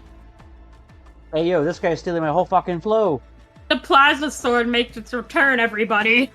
I'm sorry, that's a flub. I was flubbing. Standing before you is none other than Baron Scourge. And emerging from the brush are several of his soldiers as well. Well. If it ain't the nobody from Krieg. Diego, could I roll a concealment test to have avoided detection from him? Sure, roll me concealment. Great, I have a plus 30, so I need to beat a 76. Can you beat a 76? No, probably with my luck. Never mind, that's a 48. There's 2 degrees of success there as well. Hey, Kadam, you know how Ark was next to you? No, he's not. Yeah. He's not anymore. He never was next to you. Yeah, Kedim kind of like looks to his side and just sees and just goes, yeah, Ark's not there. And then he like double takes up, just like, oh, Ark's not there. Oh, okay. Baron Scourge looks at you and says, "As the newly minted Lord of the Dread Pearl, I ask that you lay down your weapons. Nay, I demand it. This planet belongs to me, Krieger." What armor is he wearing, Diego? He's wearing a reinforced military uniform. Grant, what do you say to him? This planet, he said this planet was his? Okay. He's basically claiming himself to be the Lord of the Dread Pearl. Alrighty. Let me double check.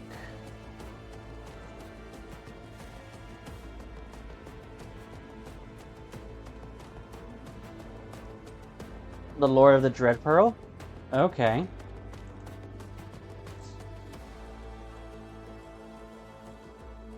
So I'm gonna say, I'm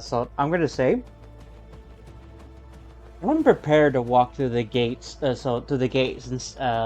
kneel before the Golden Throne. Can you say that again? I'm prepared to walk through the gates and kneel before before the Golden Throne. Lay down your weapons and step aside. Make me.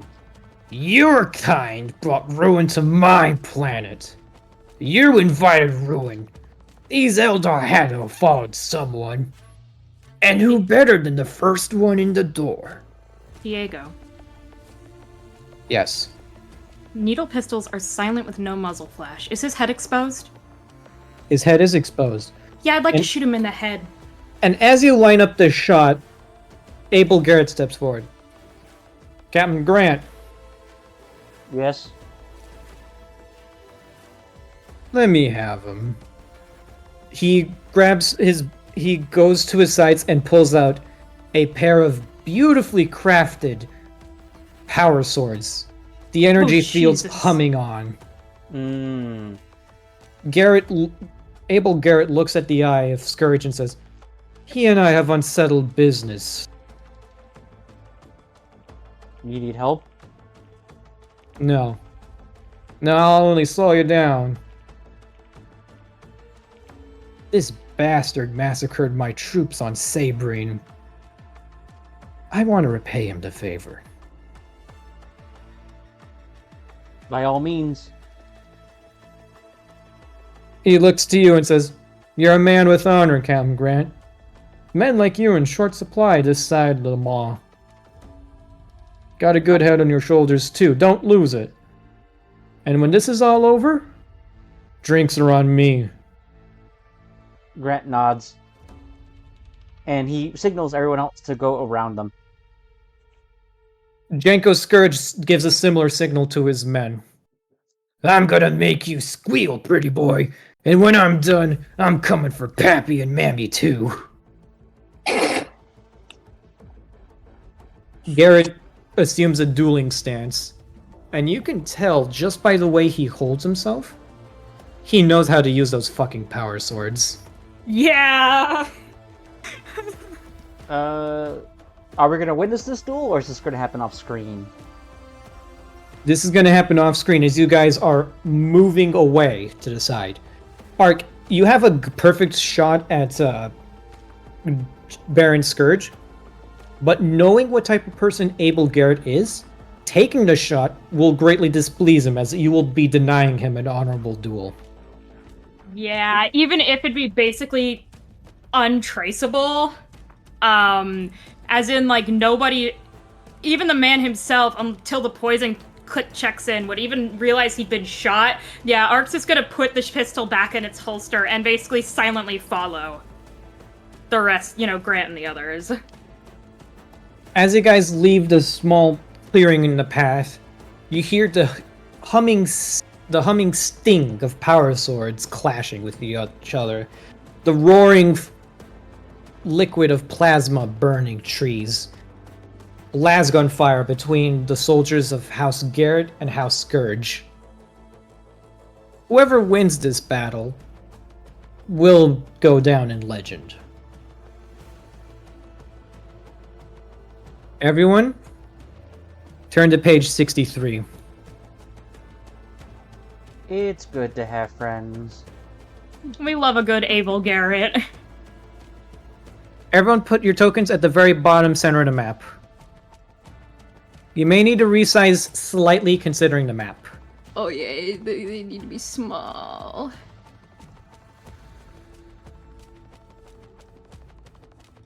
Oh wait, hold on. He's too skinny. There. Oh,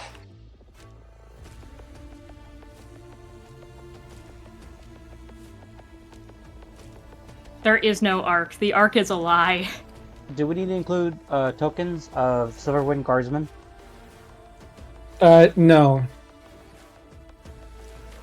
Hold on, Skid. I'm sending you something magnificent. Oh boy. Is everyone on the map? I'm missing a token for... There we go. Eventually, you guys reach the massive steps of the temple.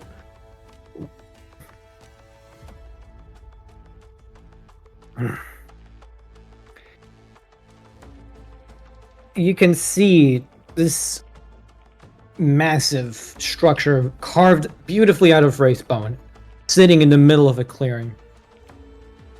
And you also see at the very top of it a massive arched structure and a portal to the webway on top of it. Stepping forth from it, you can see several rangers in Kalor's colors maintaining a position of lookout. And you can see in the center of it all a pair of figures you recognize. On the right, you recognize the solitaire known as the Sorrow of Twilight. Ooh. Ooh. On the left, you see a tall, robed figure. Who astral projected himself into the atmosphere? Essentially. They look down to you, and the Rangers aren't making an effort to conceal themselves, as they all have their guns pointed at you. Your gathered guards and Santark volunteers are quickly surrounded as well by Wraith guards. Saranon steps forward and addresses your party. "Monkai, you've made yourself known. Tell me, what do you hope to achieve here?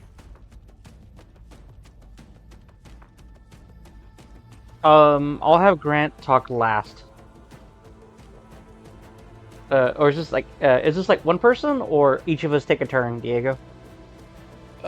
He's just addressing you as a party. He doesn't really care who gives an answer. So you can Ooh. talk if you want.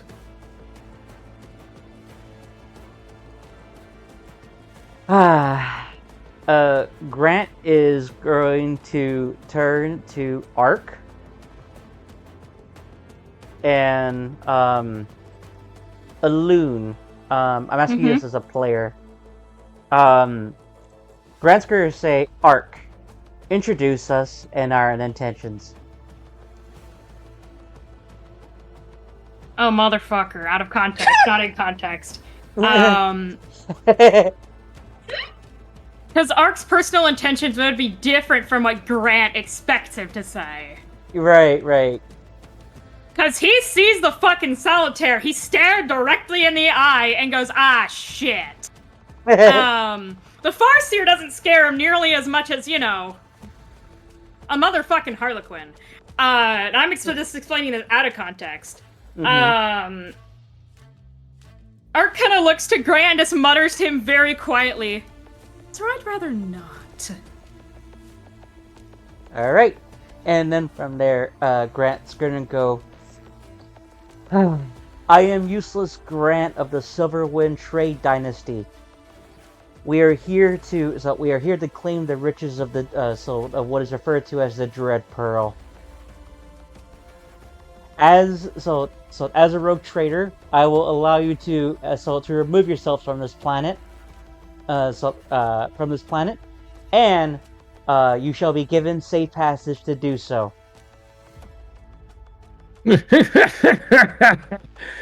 You give me leave of my planet.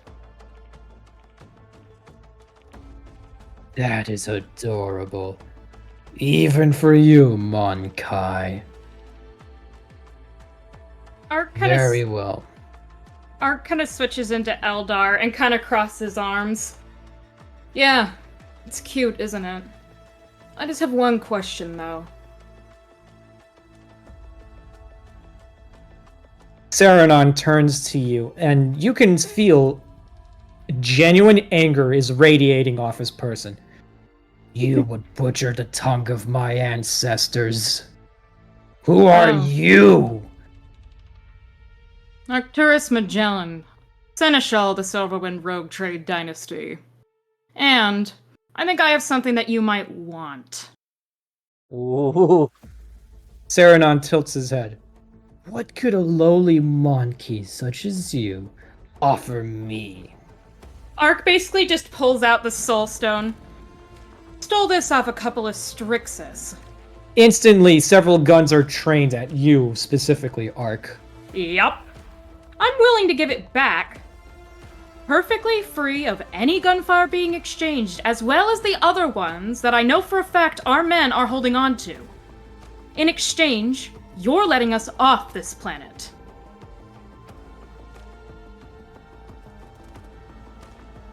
I need you to roll me a wrangling check. The fuck is wrangling? Oh no!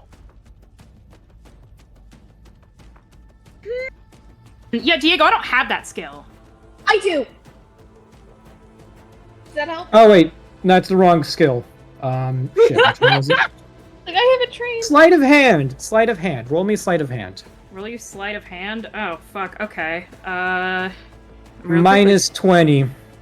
Minus 20? Oh, lovely. Okay. Me on my way to kill myself. This is, I'm kidding, but like, yeah, I'm gonna spend a fate point to reroll that.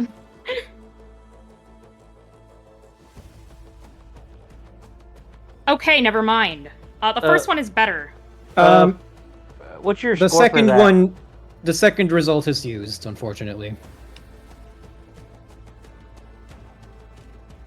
Which unfortunately means that the Sorrow of Twilight fails, but he did much better than you. Yeah, I was gonna ask. It's 1 fate point per person. Hey, Grant. Uh, William Henderson, my beloved best friend. For the first one, for the 56, what was your score need to be? Because I was going to give you the plus 10 of that one. Oh, 46. Yeah, so I would give you the Oh, plus... hey, Diego, can we just do that? Because I kind of Yeesh. cut Will off. Because I was about to explain that for the 56, and then Alun typed in the other one. Yeah. I'm afraid not. So how about this, Diego? As a compromise, can I just spend a fate I used point? my fate point. Yeah, can I spend a fate point for that 56? I would normally allow you to. Were not for the extraneous circumstances of the contested roll. Okay, I will spend a fate point then. But at a plus 10, Alun. I can't do that, Will. Or I do need to re-roll. Yeah, that's what I said. Yeah, and at plus 10. Okay. Due to air of authority. Ah, right. Yeah, that is true. 42, 1 degree of success. It appears that Viper's having an issue. Yeah, God it's damn having it. a big Yeah. skill issue. God damn it. So 42 against 71. 42, it's his 1 degree of success for me because of Grant's bonus, because of Air of Authority. Versus 71 from the fucking Harlequin. Oh yeah, fuck me. Sigarek laughs at you, my friend. Oh yeah, no kidding. As you hold up the stone and basically make your demands, you notice that the Sorrow of Twilight isn't there. Yeah. And before you could blink, a very familiar masked face appears right in front of you, yoinks the stone out of your hands, and disappears just as quickly. Looking yeah, to it checks this, out. looking to your side, the Sorrow of Twilight's holding up the Spirit Stone and like wagging his finger. Saruman looks to the stone and says, "That is not of my kin." It's not. No. Did you really think all of us are the same, Monkey? Your No. ignorance knows no bounds. I never claimed you were all the same. What I do know, though, is that even if they're not your kin... Silence! You would hostage one of my kin against me. I willingly said I would return them. And like I said, all the other people on this planet have stolen from you. Those ones aren't right in front of you right now, are they? No. But I do not negotiate with insects. The Sorrow of Twilight, like, clasps the stone in both hands, rubs them together, holds them out, and you can see the Spirit Stone disappeared. Ah, that's a Harlequin Spirit Stone, is it? You're not entirely sure. But he's more interested in the stone than Saruman is, as he turns to him and says, "And thus the compact is done. I wish you the best of luck, because these pathetic little monkey have played their own dance and song. So should you wish to see the next dawn, I quickly advise you to remember, they don't give a fuck." With that, he basically backflips back into the webway portal and vanishes in a poof of logic. So yeah, that checks out. So Well, he's a Ark, pretentious they've motherfucker. accepted the deal, right? Like, I'm fully prepared to have them get off world. Art kind of looks to Grant, because I'm assuming that entire exchange was all in Eldari. Yeah. Yeah.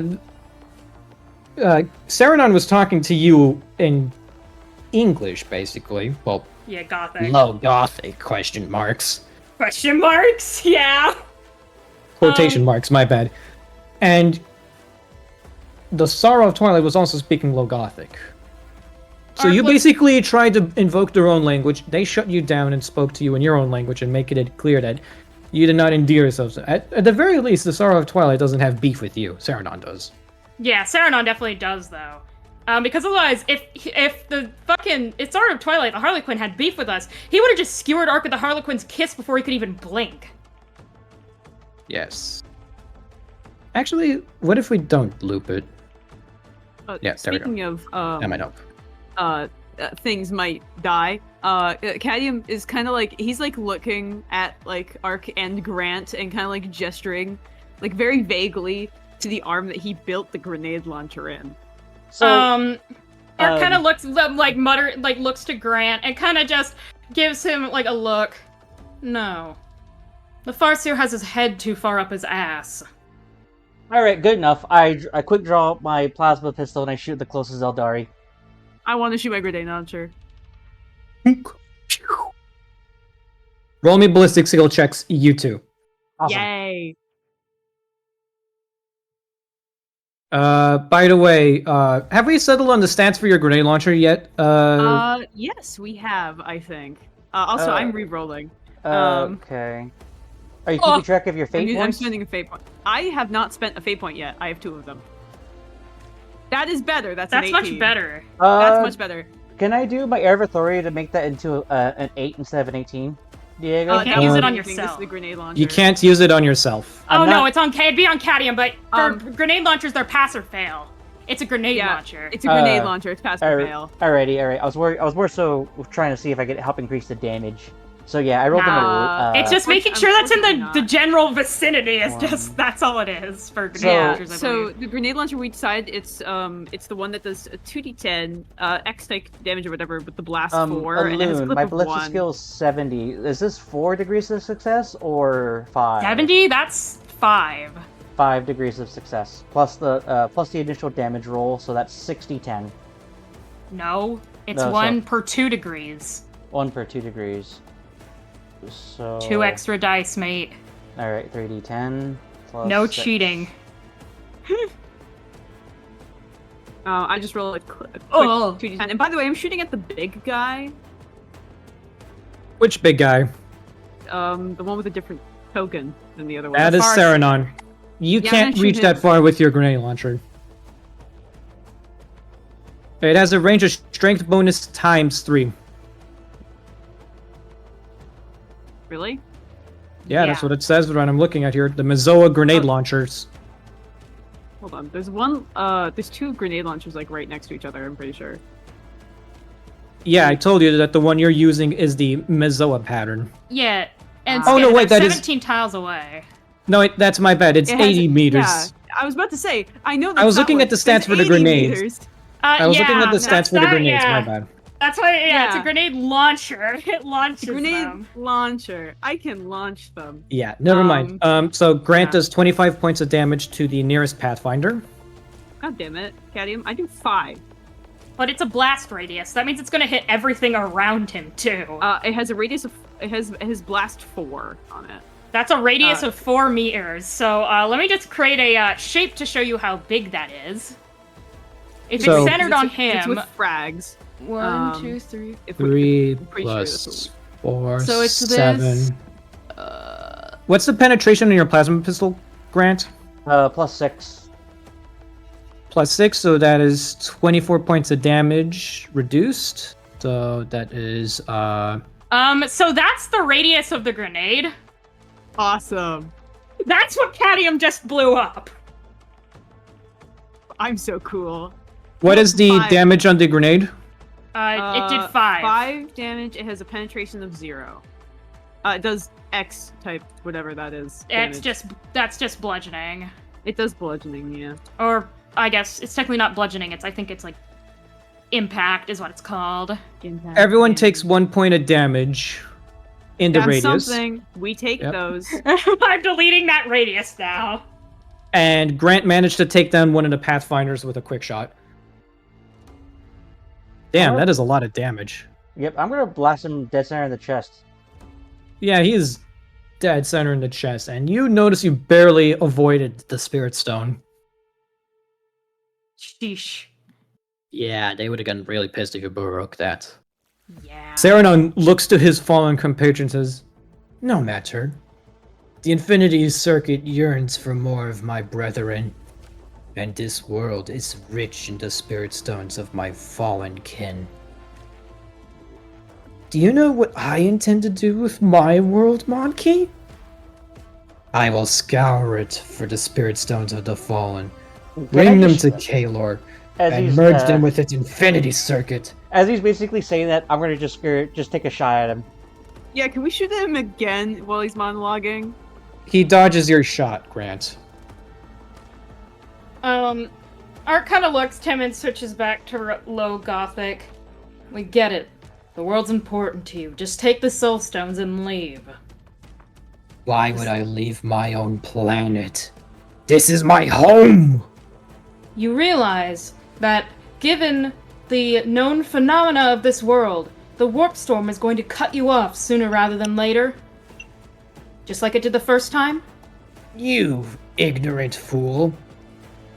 Where do you think it came from in the first place? Oh, by the Then why did throne. Sorry. Wait, I'll wait until you're done. If the warp storm was created by Kalor itself, then why didn't you come here sooner? He looks to you and says, ask the ones who butchered my people. Oh, right. You can't. I can't. You shot the first bullet, Monkai. Your kind are quick to forget, and mine takes centuries to forgive. Pathfinders, kill them all. Before he finishes that, can Grant say something? Sure. By the throne, nut up or shut up, Xeno. He looks to you, Grant, and says,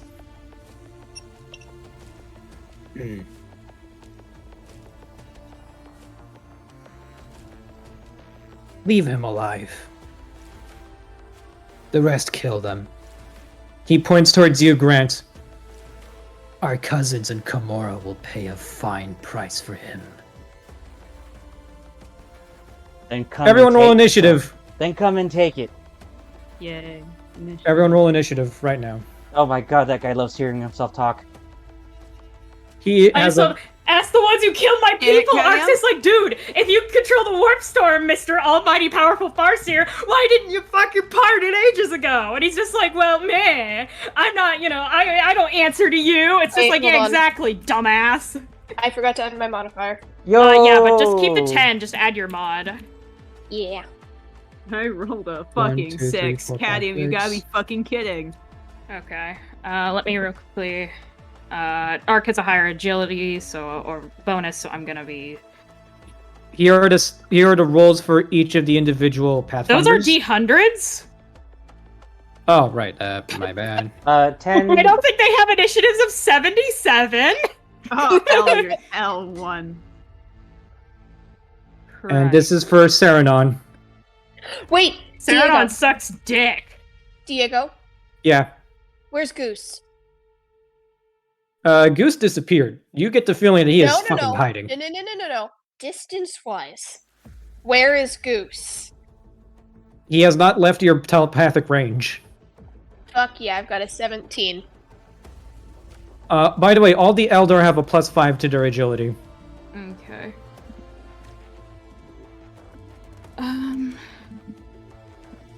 And fired the first shot, my fucking ass. He summoned armies. He just likes hearing himself talk. I know. You guys are quick to forget that he knows a lot more about the situation than any of you guys do, and his memory goes back centuries. Something compelled his people to cut Fionad off from the rest of the galaxy, and he Yeah. implicitly blames humanity. Oh yeah, that's pretty obvious. Still, skill Don't issue?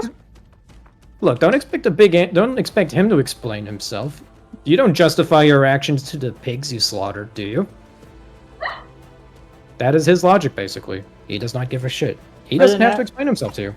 For the Nevo, we actually, what was it, for my family, we actually treat a sheep we're going to slaughter with reverence and respect. We make sure they eat first, we make sure they have kids, and then we try to make it quick. Okay, well that's fair, but I'm currently ordering initiatives, sorry. Just there's a lot of Pathfinders and they all have different initiatives. yeah. And that Mass Effect game sucked. And then... Turn on skill issue. I hope we run into a species the equivalent of Krogan.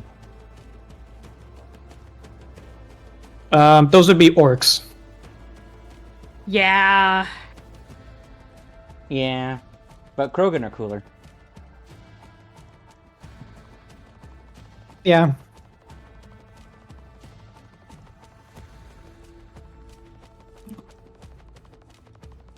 Okay, let's see. What Okay, is there you the- go. It's my okay, initiative pinning- order. I get to call the boss whatever I want.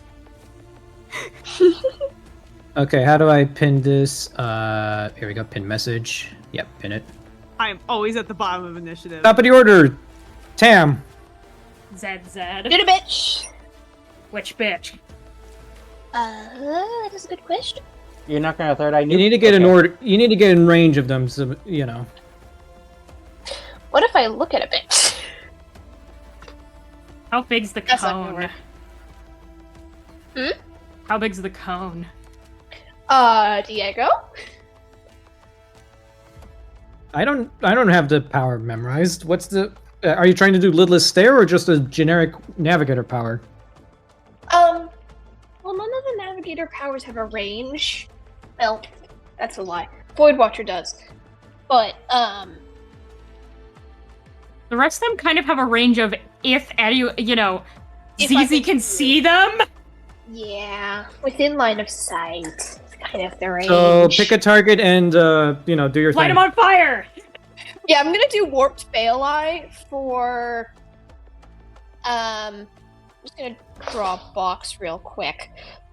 These. Nope, that's not the right thing. These three fuckers. Okay. I can do that. Yes. Okay. They're So gonna how become does? living bonfires. Warped Balelight, Master Level, Flame Steel, 2d5 plus 3e and target 3 enemies. Willpower test. Huh? Are you talking to me or? I'm reading my notes that I wrote about this thing and trying to figure out what I was talking about. Oh, right! They all need to roll a willpower test against me and see if they can beat my willpower.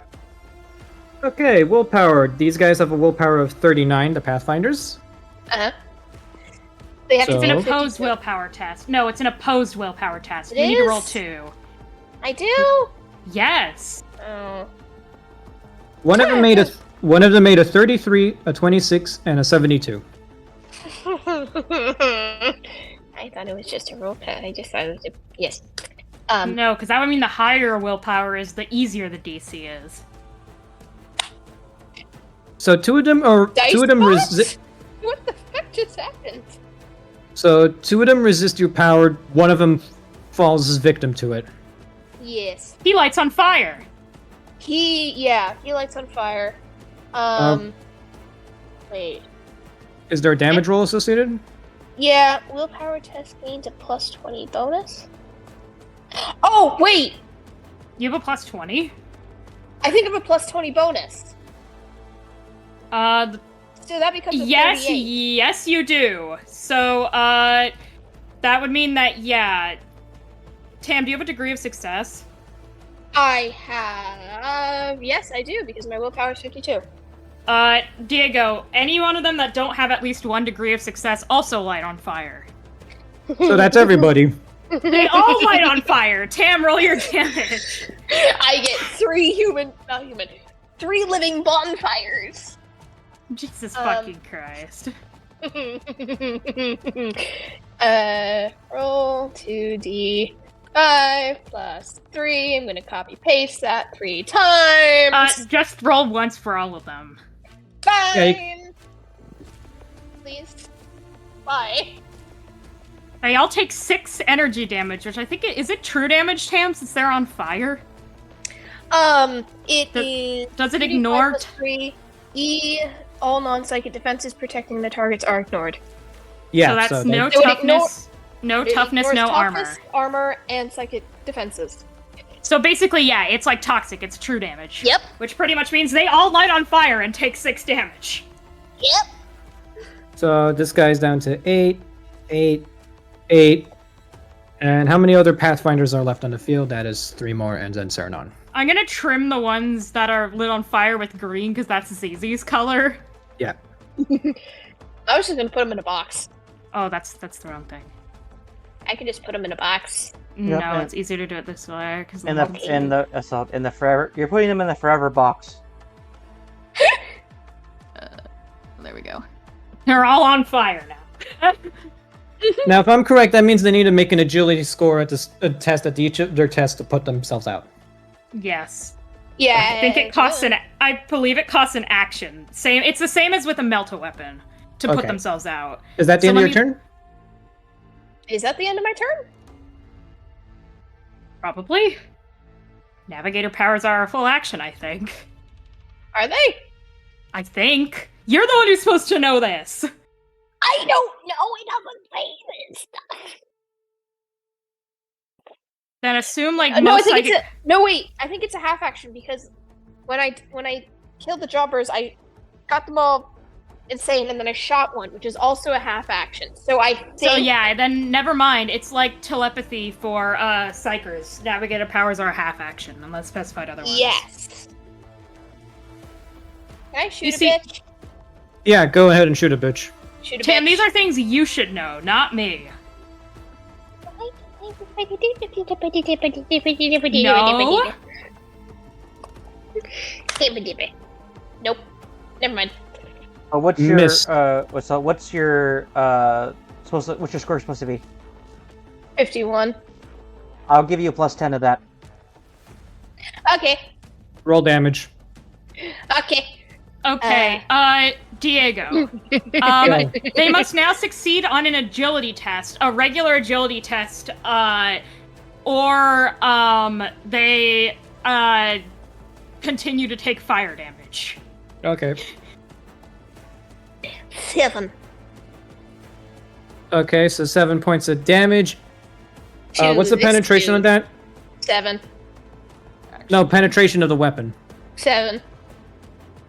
Okay, so Well, this actually, guy's let me down just to look 1 at the HP. check. Yippee. You're Is welcome. that the end of your turn? Okay, I'm done. Thanks, Will. You're welcome. Next up, Beck. Alright. I'm gonna put some inferno shells in my hand. Loaded. Then how far is bid evil man away? Well, not man, but astral elf. Saranon's at the top of the temple. He's the upside down pentagon. So that's a long ways away. Yeah. Half action to move.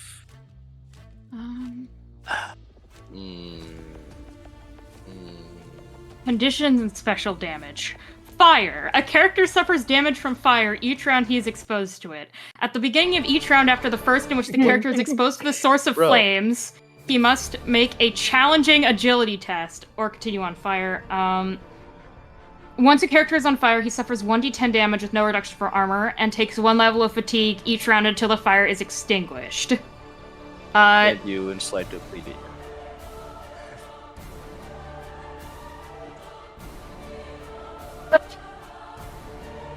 Sending the second part of this to you, Diego, because this is what the ones who are on fire all need to do now for their turns. Got it.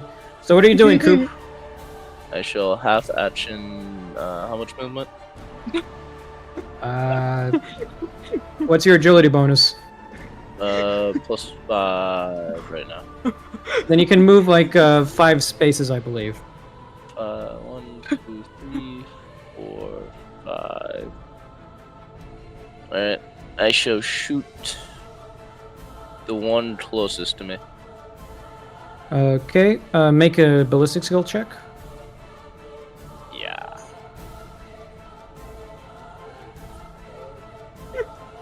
Where is the rope? There you are.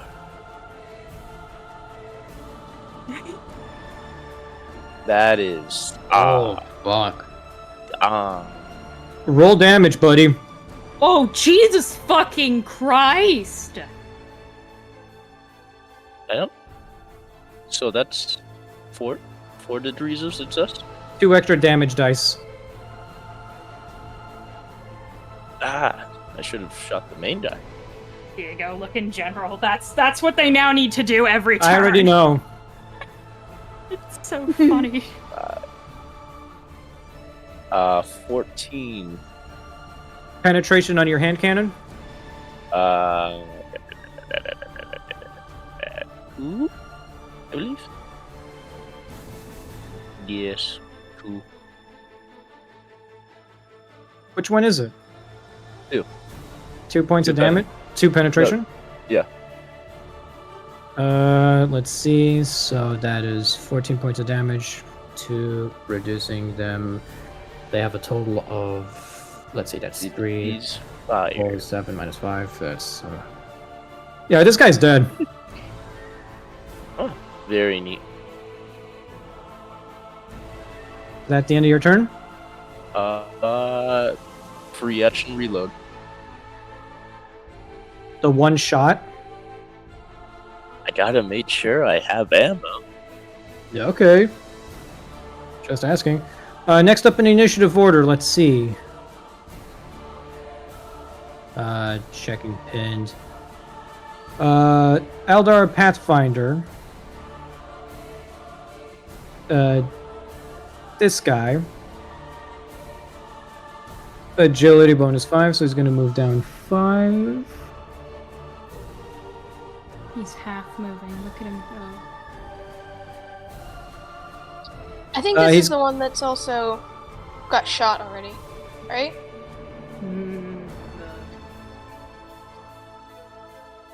Yes, I believe so. This is the guy at 1 Yeah. HP. Yep. Oh.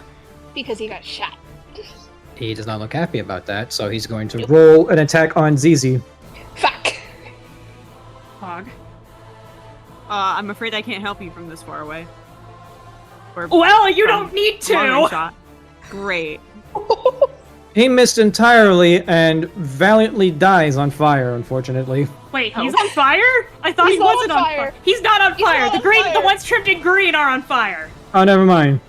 He's not I on shot fire. him independently because I wanted to hurt as many people as possible. Let's see. He's going to attempt a concealment test. Good luck with Bitch. that. Let's say that's a plus 20. Camellia line cloaks Never mind. are a bitch, ain't they? Let's see, plus 20. Concealment's an agility test. He disappears. Oh, hell yeah. Oh, Not shit. really, but you know. So he just, like, basically rolls into some bushes and you lose track of him. Despite the fact that he is wearing bright red and orange armor underneath a big green cloak. It's like Ark's cloak. Who gives a shit about the armor? It's completely hidden. Yeah, exactly. So he's missing. You killed one of the... You killed Eldar number 2. So should I remove one of the 15s from the order? Yeah. Second 15. Or just whichever one Alrighty. of the 15s. There we go. Next I'm gonna make the Eldar... one that's hiding black. Pretend he doesn't exist. Yes, good.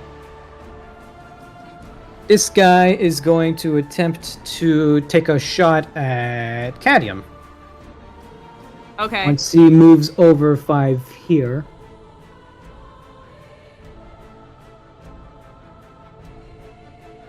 You can sure do that. Why am I rolling so bad on damage dice today? You mean to hit dice? Yeah. Oh. Hmm. Shame. I wanted an epic showdown, not a shooting gallery. I Yeah, don't he appreciate being shot. misses. Next up in initiative order is Saranon. What can Saranon do? Be cringe. That's what he can do. Maybe I shouldn't have grenade launchered his ass. Yeah, he probably wouldn't appreciate that, Skid. No, he probably didn't appreciate the 5 damage I did. Or being told to shut up or nut up by Grant. Yeah. I'm just saying. Oh, Grant took a skill where he knows how to speak the language of the lower decks, and he heard that saying amongst the crew.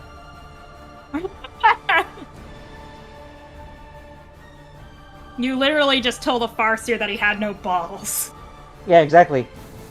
He is going to Amazing. attempt a very spicy little trick called psychic Mind powers. Yeah, Oh. he's cringe. He's cringe. War. I am going to, let's see, Who doesn't he like more at the moment? between Ark and Grant, And Cadium, who literally shot him with a grenade launcher. I want everyone to pick a number between 1 and 3. 3. 2. 3. 1. Okay, so Cadium is 3, Grant me. is 2, Ark is And 1. I am 1. Who is 2?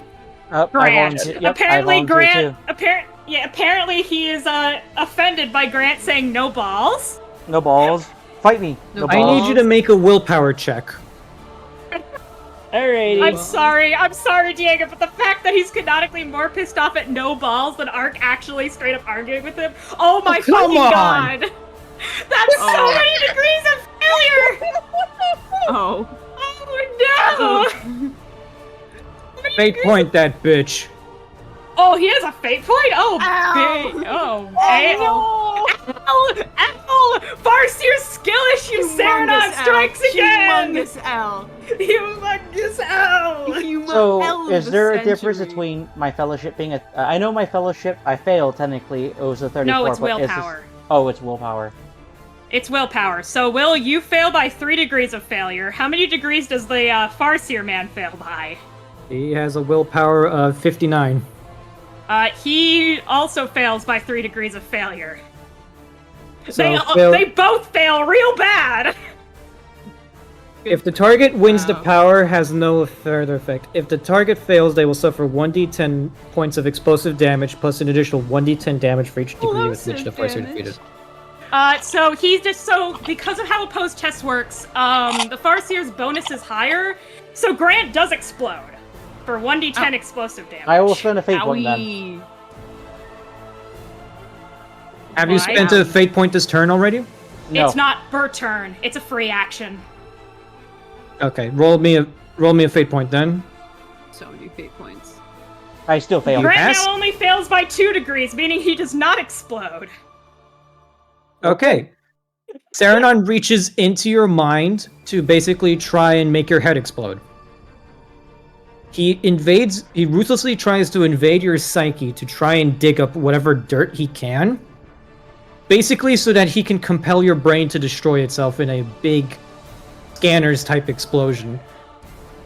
But your dedication to the God Emperor, the Imperium, the mankind, and basically just thinking about your old warhorse is enough to obfuscate him just enough, and given that he is entirely pissed at you, he isn't focused entirely on doing his job the way he should. So, his attempts to invoke Mind War fail.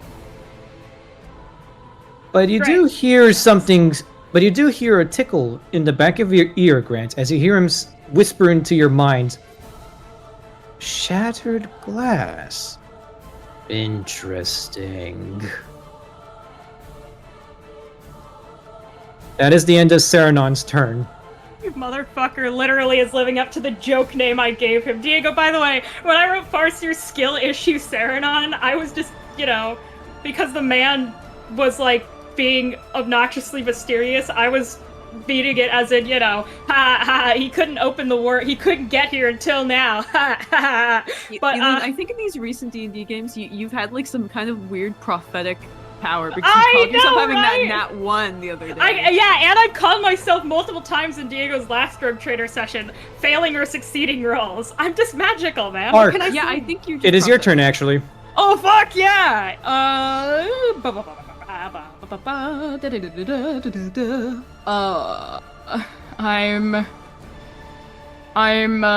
I'm having a moment.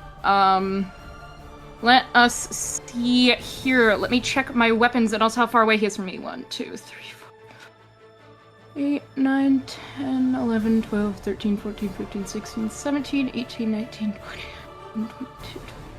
Okay, he's roughly 26 tiles away from me, which means no bastard pistol. However, he is in normal range or close range for everything else. Yeah, he's considered close range for my bolt gun. And I have a I don't like him. I'm gonna fire a full auto burst at him using my bolt gun. Cool. My ballistic skill for this test is 92. You need to roll higher than a 93 in order to miss. Yep, and I get extra shots for each degree of success. Well, that is 9 degrees of success. However, I can only hit up to 4 times, so it's only 4 degrees of success, effectively. I hit him 4 times. Are you hitting shit. Saranon? Yes, Saranon. Holy shit, a 2 Yeah. out of 100. So, it does 1d10 plus 8, but it has tearing, so I'm just gonna take the highest d10. So 9, 9, 9, 8 plus 16 is, 35 plus 51 points of damage. 51, 10, 4. And then minus his toughness bonus times 4.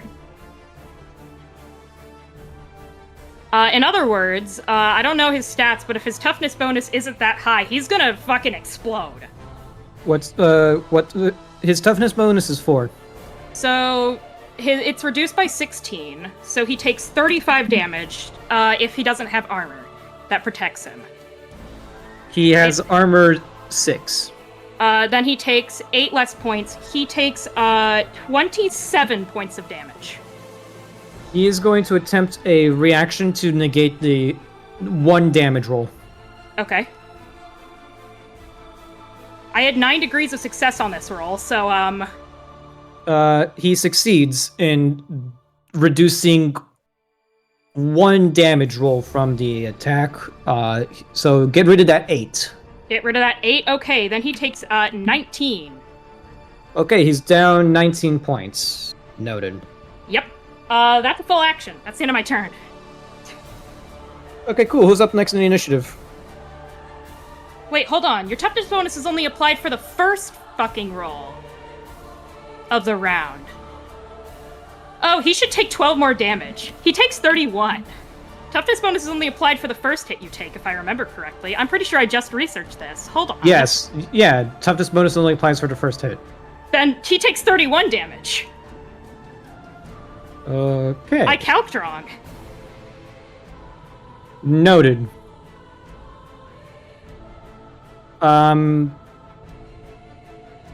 Shit. Uh-huh. Yeah? Is he dead? So, Yeah. Oh, yeah! Okay, so Art kind of, takes his bolt gun, basically flips the switch for full auto, fires, 4 fucking tearing, basically mini explosives into this guy's stomach, and then kind of looks him dead in the eye, and just says, barely audible for him to hear it, in Eldarian, "Go back where the fuck you came from. This ain't your planet anymore." Saranon manages to fully absorb 1 charge of the bolter, but he's unable to withstand the barrage of bolt rounds coming his way. And you don't see him get blown to you see him fall over flat to the ground, but you don't see the body. The body's out of view. But you can gather that he is out of the fight right now. Lovely. Up next in the initiative order, one of the Pathfinders. I'm assuming that's gonna be directed right at me. Well, since you pointed it out. Yeah, no, it's gonna. It was. Oh, God damn it. I'm winning! I guess this one is just upset that you killed his boss. Apparently, I don't know, man. Moving on to the initiative order. God damn. Grant. So I see one of them currently a shade of black. What does that mean? Yeah. That He's means in he's hidden. We concealment. can't see him. Oh, we can't see him? Okay. No. Am I within range to shoot the guy past the black, the one that's concealed? What's the range on your plasma pistol? Like 30 meters? Yeah. You should be in range. Yeah, Saranon was 26 meters from me. So, Yeah. He was the farthest back, so everyone's in normal range for him. Alrighty. So, first shot.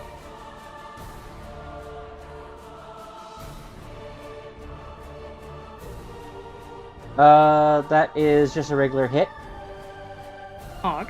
It's still plasma Uh, pistol. Yep. D10 plus 6.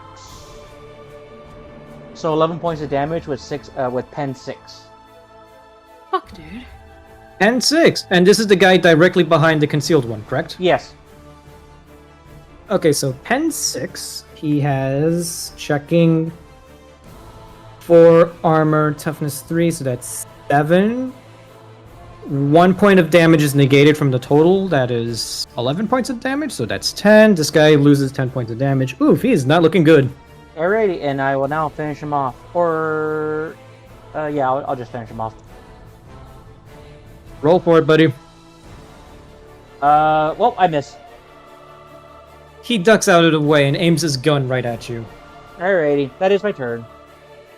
Up next, the 2 Pathfinders on fire. Oh no! Well, they need to make willpower tests to run around screaming as a full action. 45 and 69. Willpower of 39. Both of them are running around screaming. They also take 1d10 fire damage each. Oh my god! Zizi, what did you do? Dead. Murder. Oh my god. So these guys, so the bottom 2 Pathfinders can be removed from the roll. Okay! Cadium, it's your turn. What the fuck is Yay! It's my turn. By the way, I'm trying to figure it out. How the fuck do you tell if something has full auto or semi-auto? I can't should be in find the- that So anywhere. it's S/a number. S is single shot. The middle number is semi-auto. The last number is full auto. If there's a dash or an X, then it can't fire in that mode. Okay, thank you. I had no fucking clue what that meant either. This is good to know. This was in my guide to gun combat. I haven't read that since you made it. You should. I gotta reread it, yeah. Reread it. It'll save your life. I gotta reread it. Anyway, The fact that I did the there toughest are- bonus research made me just cuck Mr. Skill Issue Saranon, so like... So one of these guys is concealed, right? Yes. yeah. If I want to make, say, I don't know, an awareness test to find him, how would I do that? What would Half that action, cost? I believe, and then Half roll action? against your awareness. Awareness. Skill use... Oh, it's a free action. Oh, it's a free Free action. to action made in Free reaction to something. When using awareness against an opponent, the test is always opposed. This includes noticing ambushes, spotting traps, and other things involving another's actions. roll? Great. Yeah, I want to do that. I want to see if I can perceive decently. So as a free action, see if you can find the guy who disappeared. I can. This is opposed, so technically he needs to make a second concealment test. He has And a then plus that's- 20 to these. That's 2 degrees of success from Cadium because I have a plus 10 to awareness. Okay, yeah. 37. Caddy And he ain't has, seeing dick. he has a concealment score of 75. Yeah, Caddy yeah, ain't I seeing seeing dick. Darn, Caddy ain't seeing dick. This is why he has his unfortunate little human fleshy eyeballs can't see shit. But I do see 2 guys I can just shoot, so I'm just gonna shoot them normally. Okay, roll ballistic. Yay.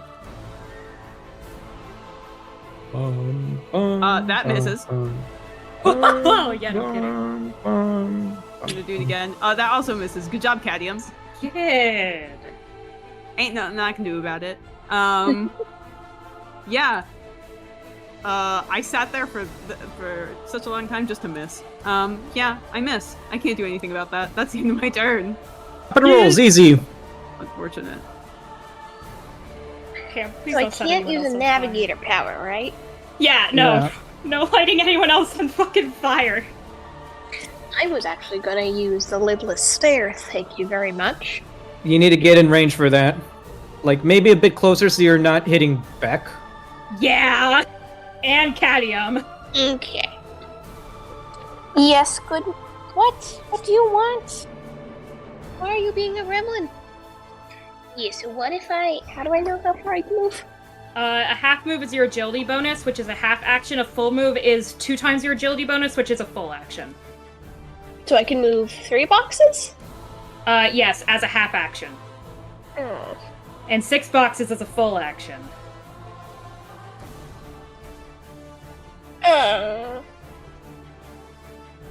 Could I also do an awareness check? Because I'm very good at those. Yes, it's a free action on your turn to notice people. Yippee. And I have a plus 10 on that. Yeah, but it's still opposed. I know. Let's see if ZZ can see the guy. I can see the guy, maybe, hopefully. I need to roll concealment again, correct? Yes. Yes. Let's see if ZZ sees anything. 67, 75, he passes with no degrees of success. Tam, how many degrees of success do you have? Oh,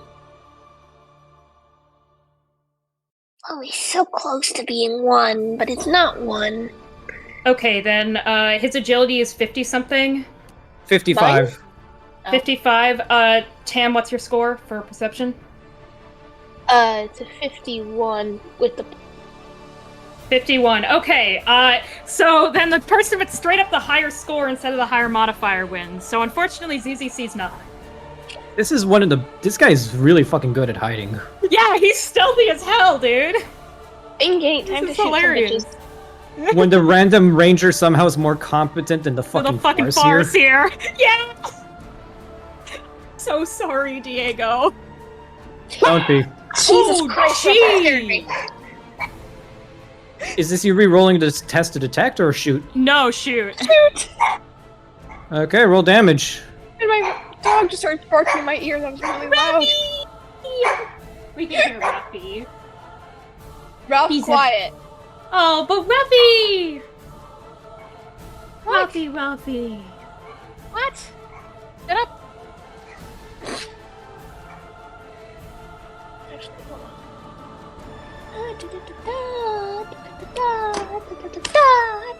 Fuck. Decent. What's the What's the penetration, penetration on your pistol? pistol again? 7. Well, 7. So these guys have armor 7, so that means with toughness bonus and armor, that's full on 7. So that's just full 8 points of damage. This guy is not looking great. Cool, I'm gonna do that again. bruh. Sure. This guy's down to 5. How many guys are on the field? Ah, fuck. 3. Never mind. Righto. Grant, Will, you've already used your reaction to give a plus 10. Well, That was last round. Yeah, that was last round. Diego, do you do reactions refill per round or per turn? I mean, either way, Grant's had a turn, and it's a new round. So either way, it Well, doesn't really matter. You'd have a yeah, it free doesn't. reaction. It doesn't matter. So would Tam make the attack roll? With a If- plus 10, yes. With a plus 10, yes. Okay, If so Will roll uses damage. it. If Will uses it. Let's see. Tam. Mm-hmm. So what was it? Are you currently, what's going on right now? Sorry, I zoned out for a minute there. ZZ is trying to shoot a bitch as the second shooting of his turn. He hit the first one, he's trying to shoot the same guy. He barely missed. If you use your Air of Authority, then he will hit. What was it? As it happens, I go, ZZ, Yes, Captain? your sight is slightly off. I'll give you the plus 10. Wonderful. Shooting a bitch. No toughness bonus this time. No toughness bonus. This guy's dead. Which one were you targeting? The one on the stairs or the one behind a tree? Let's make it this bitch. He dead. He dead. He did. Okay. I'm gonna roll a pair of willpower tests. Oh no. Oh. Hmm.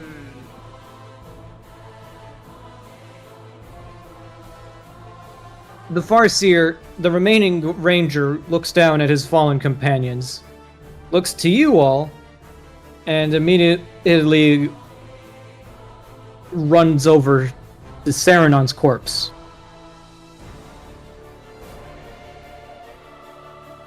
The concealed ranger, you guys do not notice at all. I'm assuming he just fucking leaves. The webway portal gets bigger.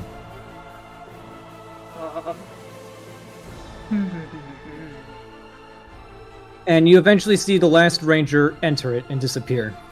With the body or without the body? You're not sure. Roll me perception. Roll you perception? Okay. I think I have that trained. If I don't, what the hell was I doing on my last level up? Why is it not trained? There is no such thing as perception. Oh. There's awareness and there's scrutiny. Awareness. Roll me awareness. I keep forgetting. Okay, I have a +10 to that. Yeah. 42, my perception is 43, so 1 degree of success. It looks like he was carrying Saranon's body. Oh, that's unfortunate. I wanted to steal his shit. I'm a bad person. Okay.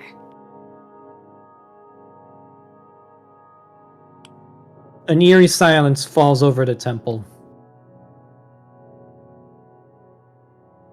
You look behind you, notice that most of your Santark and Silverwind soldiers are lying dead behind you. In front of them, the ruined remains of several Wraith guards. Okay. Your surviving soldiers link up. You only have 3 left. No Santarks among them. At this point, the warp storm begins to fluctuate above high in the skies. Without Saranon to control it, it will likely spread over the entire planet. However, you notice holes opening up in the cloud cover.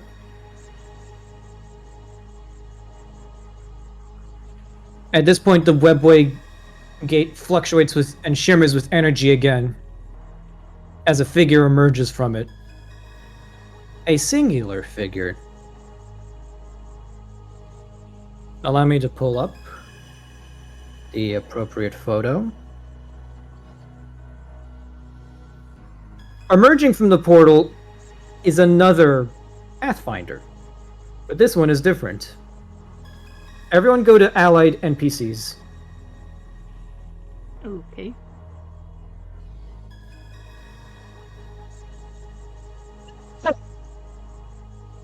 Bless you. Thank you. Oh.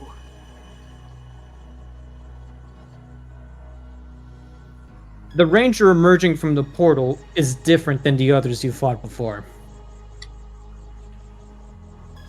For starters, he isn't wearing the colors of Kaelor. Underneath a earthy brown cloak meant that looks similar to a chameleon one, you notice this Pathfinder is wearing purple and gold. He looks down at you as several other rangers emerge behind him. He looks to you and looks down and says, "Humans!" Yes? Hello? Leave this place. For your own sake. Trust me, we weren't planning on sticking around. Forgive our cousin. Saranon lost himself, briefly. I doubt the elders of Kaelor will let him forget that. My apologies for lodging 4 bolter rounds into his stomach. But he was trying to kill us. We have no quarrel with you, outsider. But we ask that you leave this world. It is sacred to our people, and does not belong to you. He looks up to the sky and points. That storm will consume the planet soon enough. Your kind should leave. Make your plans and leave, please. Leleith Yonad does not belong to you. Keep whatever treasures you've taken, but we ask that you return the spirit stones of our cousins. Ark nods. I'll make sure they're left here. He nods. Grant is going to go, and what of the humans that that crash landed here? The natives. He looks towards his companions, and they all whisper to each other. They're not allowed on Lille Fionad either. I'm sorry. You must take them with you. Those who you cannot take with you, we shall find them a new home. Can I tell if they're being legit? Roll me scrutiny. All right, let me double check if I have that skill. It is going to be at a -10 because they're at a distance, so you can't quite necessarily gauge their body language. And scrutiny Will, if you have it is- trained, I do as well, and I'd like to offer you help. No, it's only basic, and even then it's a 36 -10, so I have to score a 26 and below. It's half your perception characteristic, Oh, half. if it's basic. So yeah, if it's basic, then 18 and below. Can I roll, Diego? Yeah, of course. Have the bitch trained. Yeah, hold on. I'm just going back to physical dice. I don't go back to the dice channel. You're the one that... yeah. I can't notice fucking shit. That's an 84. Roll for me, Will. Alrighty. Grant. I Right, don't oh. fucking see shit either. You can't fuck quite it. tell. You know what, fuck it, I'll spend a fate point. Oh boy. Ooh. I still fail. You can't tell if he's being honest or not. But he hasn't given you any incentive to not trust him either. You'll have to take his word for it. Well, he did refer to us as humans rather than Monkai, so I'll give him the benefit of the doubt. The ranger lifts his head up. Which of you is Captain Grant? Ark gestures to Grant beside him with like just kind of like points to him. Is it like the woe memes? I'm kidding. And then Grant just walks up and goes, "That'll be me. Hey." Nimue has spoken of you quite fondly. I see now why. Really? What did they say? That is for you to find out. Mm. Know this. We are doing you a favor by letting you walk away from all this. Kaelor has lost its touch, driven by paranoia and fear. We haven't lost our edge. Diego, Yes. is there any symbols? I mean, obviously on that reference you did. So I'm sure we can see those even from a distance. It's a pretty big fucking symbol. Yeah. Does it match? Because I know that the Harlequin bears one too. I can see it on the reference sheet. Are they similar enough to assume to recognize whether or not they're from the same faction? No. The Harlequins have their own iconography, and this Okay. one's bearing the usual traditional markings of a Pathfinder. Alrighty. You cannot gauge which craft world he's from. Alright. But he does look to you and says quite favorably, I must thank you. Even if you attempted to hostage and ransom one of our kin, you did return the stone to our associate. The Sorrow of Twilight? The very same.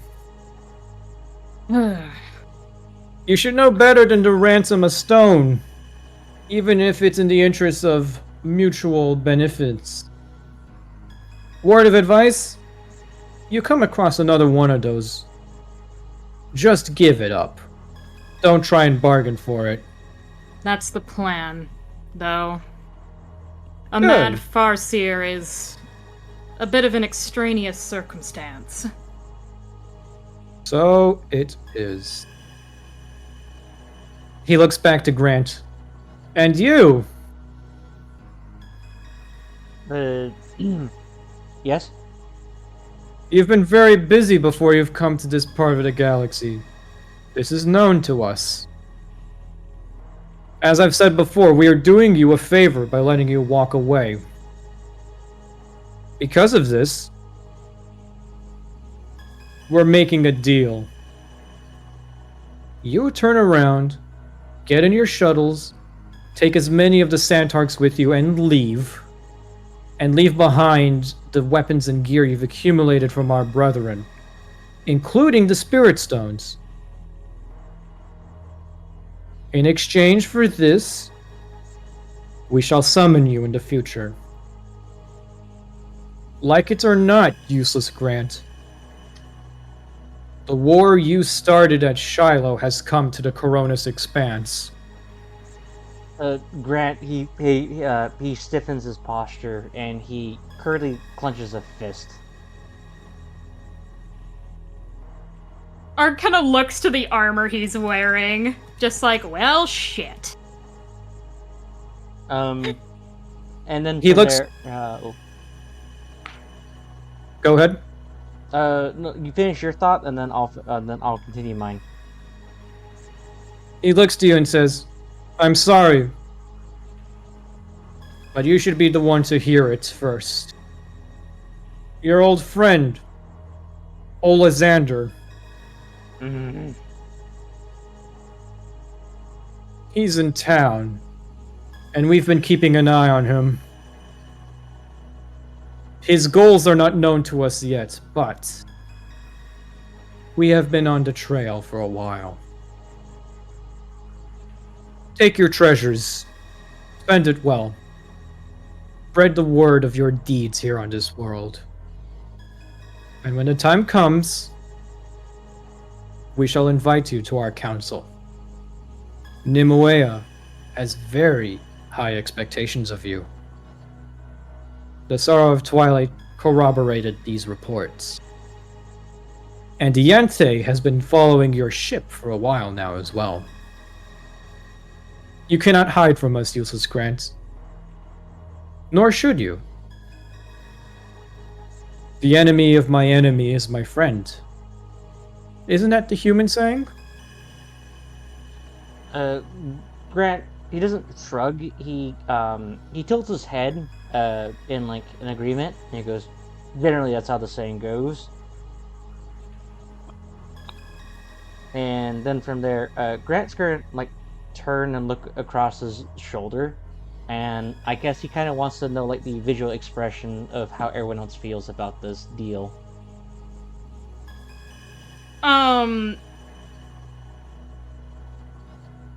Be the player's sad. I wanted to keep the root over. It's cool, but You can keep the rune armor. He's saying the stuff you specifically picked up off of Kaelor. Oh, off of Kaelor. Okay, yeah, which is like basically nothing, at least Yeah. for player characters. Okay, Ark just kind of like looks less terrified than he did when he was speaking directly to a Harlequin, but the fact that basically whoever these Eldari are, Craftworld Eldari are, who have admitted that they were following and shadowing us this entire time, as well as just the vast amount of knowledge, Ark looks just kind of gives Grant like a nod, like, yeah, no, we're being let off easy. Let's just get the fuck out of here. Alrighty. Grant's gonna glance at ZZ. What? I'm asking for your body language or anything you want to say in regards to this offer before us. Out of character, I'm kind of wanting one of those cloaks. Ark already has one. They're not unique to the But there's more Eldari. of them. But we've already proven that someone has them. Mm-hmm. Alrighty. Diego. He is not letting you loot the bodies of any of these guys. Okay. Caddy, Yes. what's your body language? Or wait, or were you about to finish your thought, ZZ? Sorry. No, I'm just saying, let's go. Let's leave. Okay. Alrighty. Any your character's thoughts on the deal? Should I ask the Galaxy Ranger or whatever? Mm-hmm. Cadium seems basically like very unperturbed by the situation, poking at like a wound in his shoulder, which is just sluggishly bleeding. Alrighty then. I, useless Grant of the Silverwind Dynasty, accept your terms. Good. Hurry along then. Time is Alright. short. Alrighty then. That it is. What was it? Grant is going to, let's see. Hey, I never got your name. You'll know it when the time comes. Okay. So, Eldar, tell whatever kind of pockets of the natives to where employ them and guide them to the direction of our location. He looks at you and after a while, he turns his back on all of you, and he and his kin begin collecting the spirit stones of the fallen. Ark looks to Grant. It's a lost cause. Take the fact they're even letting us leave, with some of them as a kindness. Can I do a charm? It only works if someone's willingly listening to you, and he is ignoring you now. Well, I tried. Let's go.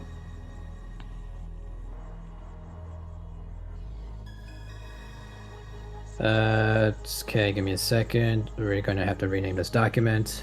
I'm assuming Goose has made his way back at some point. Yeah, as you turn around, Zizi, you just basically notice that Goose is there all of a sudden. Oh, hello.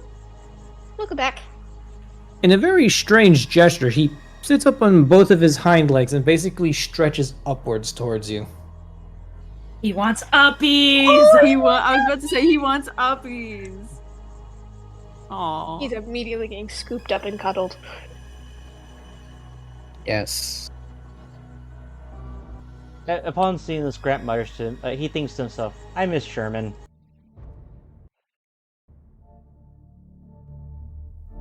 So, you all so, with this... give me a second.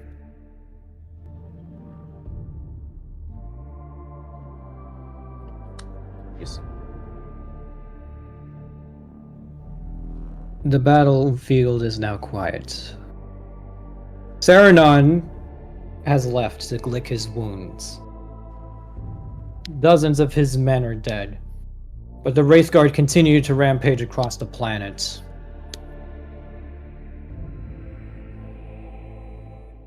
You all make it back to the camp, and you notice that the walls still stand, but many good men have died trying to protect it in vain. You notice that several of the Sandturks are now wielding las guns and auto guns, having joined the defense, and many of them look broken by the experience. Within the hour, the first of the shuttles flies up over the canopy and begins heading towards your ships. Garrett walks back into your camp. Hey! Bloodied, bruised, and with fewer men than he set out with. But alive. But you notice in his hands is a blood-stained plasma pistol taken from, presumably, Baron Scourge. He looks at you, Captain Grant, and he says, "My honor is satisfied, thanks to you. I appreciate it. You can have this." He hands over the plasma pistol. Oh, give me. Yes. I don't say that. But thank you. As he hands me the weapon. This is a gold-plated best craftsmanship plasma pistol. Holy shit! I'm putting that in you cargo hold. Yeah. It is the same one friggin' our dear old friend Scourge is holding in his portrait, so you have a reference for how it looks.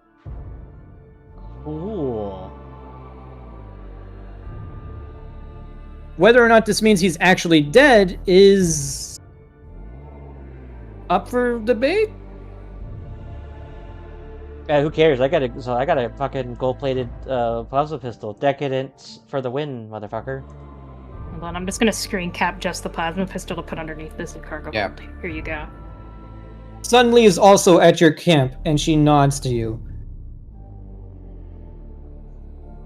Well, I nod back.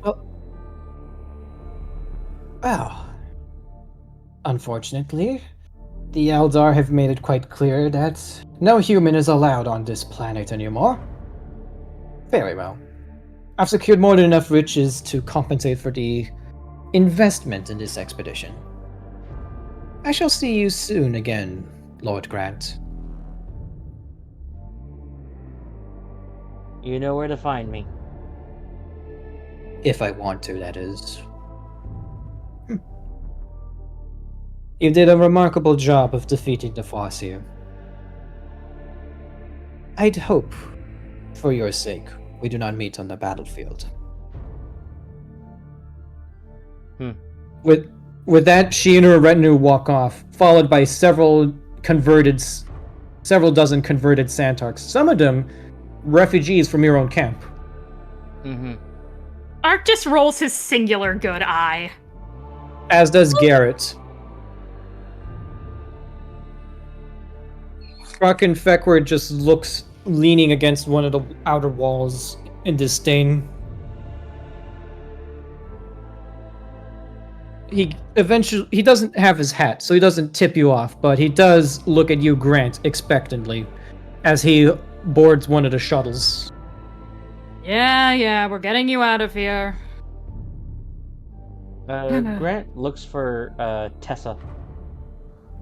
Tessa is calmly holding a shuriken pistol. You're not quite sure where they got it from. Ark kind of looks to the shuriken pistol and just kind of bites his lip and just mutters to Grant, "They need to leave those." Yeah. Don't worry, I'll make them an offer they can't refuse. Grant approaches and he crouches down. You've defeated the ones who come from the stars, have you not? No. I've defeated them, at least one of their members, to allow passage off of this planet. The Galaxy Ranger fucker. The Galaxy Ranger fucker is dead. However, those who own this world before you have made it quite clear. They want you off this world. So, what I'm prepared to do is offer you an invitation. Either you can come with us, or wait for them to relocate you. I'm prepared to welcome you into the Silverwind Dynasty. Thank you. But no thank you. My people are my own blood.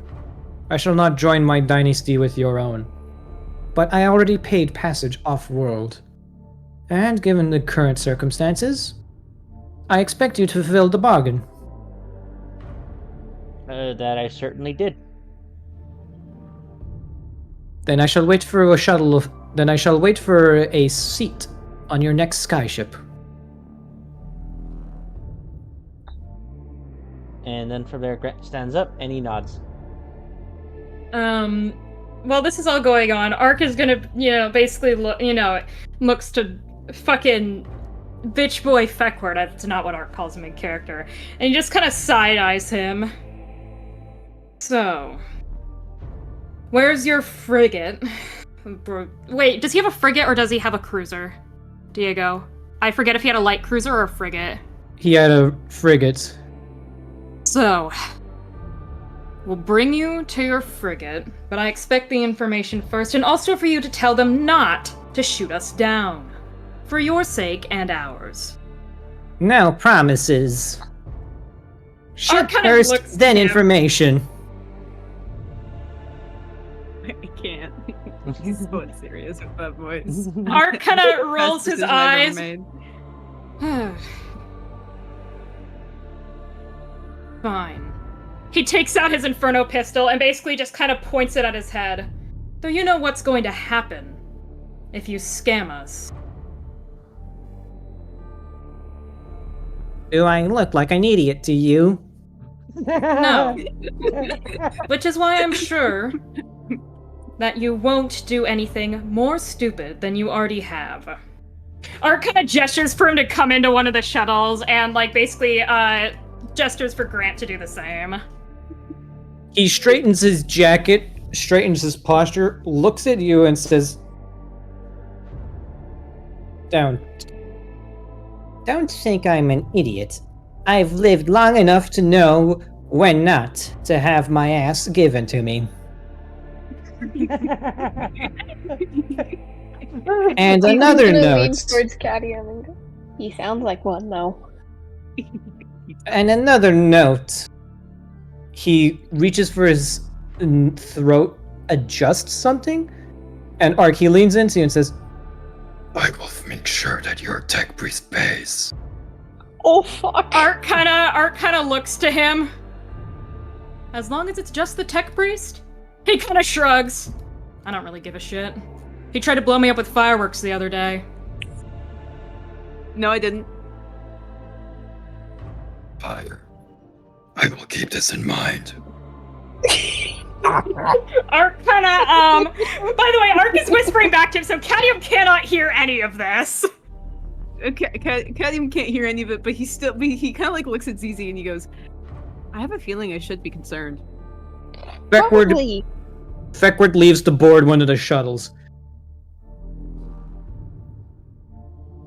At this point, your crew have prepared a small little shrine dedicated to the God Emperor. And laying at its feet are the dozens of spirit stones your people collected in the course of all this. Every trace of Wraithbone gear and equipment you guys accumulated here are being tossed out to shuttles and left here at the shrine. Everything except for what was already taken, that is. Yeah. However, you are allowed to keep the material wealth gathered from the Santarks. And eventually, you all board the familiar Aquila shuttle and depart. As you look down, as the shuttle lifts off, and you all look down, you all notice how scarred this world has become. Entire islands have sunken. Rivers of molten rock run through these beautiful islands. Massive craters where the Santark cities once stood. You can see the cargo shuttles of other rogue trader dynasties flying off as well. And I'm assuming we took Feckward's shuttle as well. His lander. You recovered the material wealth from his shuttle as well. And eventually you all reach the Velvet Glove. And although you walked out of here richer men, the fact remains that you could not claim the Dread Pearl for yourselves. The treasure that lied beneath the surface was not even fully understood. You all had a chance to claim this place for yourselves, and unfortunately, shit happens, you know? So, you all begin the process of boarding and unloading your shuttles. It's a lot of good shit what you hauled in. And it would be a good place to end off. Hang on, I need to find the right thing. Was it this one? No, it wasn't. Which one was it? Shit. What was that? The Dog. dog. Ruff! Ruffy! If Cam What expects is it? expects Hold us to on. spend the favor of him not wanting to kill you, yeah, it's great. Yeah. What? Ark doesn't, by the way, tell Grant that. He does not Okay. communicate it to Grant. Ark doesn't say shit. He just kind of looks to Cadium as they're on the Aquila shuttle and mutters in his ear, Cadium, a word of warning. Maybe don't mess with other rogue trader dynasties. Because you've made yourself another very powerful enemy. What's another one to add to the table? Ark kind Worst that'll of, happen is basically, he'll die. Ark kind of takes out his, bolt gun and just kind of casually reloads it directly in front of Cadium as if saying, "You're on thinner ice than before, tech priest." As you guys begin unloading the shuttles and begin counting your riches, of which are quite a bit,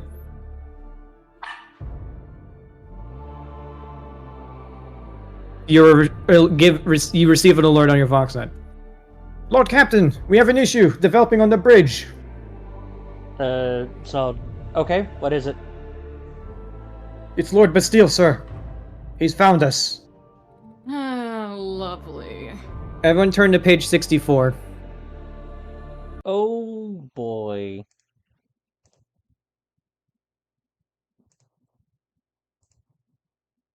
Hovering in plain view of your vessel is a lunar-class cruiser, the Colossus.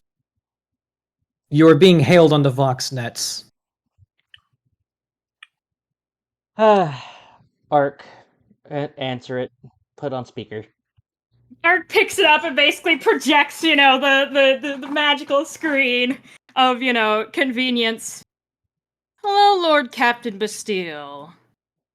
That is Lord Admiral to you. I was in the Navy too. Don't worry, I know. I choose to misspeak. Then you choose to act insolently, do you not?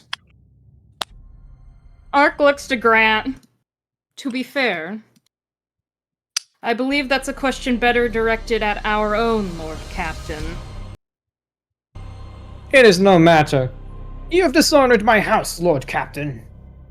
You've stolen my ship and renamed it. And misspelled the name as well. Do you mean to insult me, good sir? Grant, as he's basically like looking at his finger, he takes off his glove and just looks at his fingernails. And then he's gonna go. And you thought a very insolent armada was gonna stop people from going on that planet? So not only are you insolent, you refuse to show the proper respect to your superiors. With all due respect, Lord Admiral Bastille, I believe all rogue traders, according to Imperial law, are in the same ranking category in terms of who needs to follow whose orders. And as a man of the Navy, I thought you'd know better. And I thought you knew better than pick a fight with those you cannot expect to win. No matter. I advise you turn tail and run.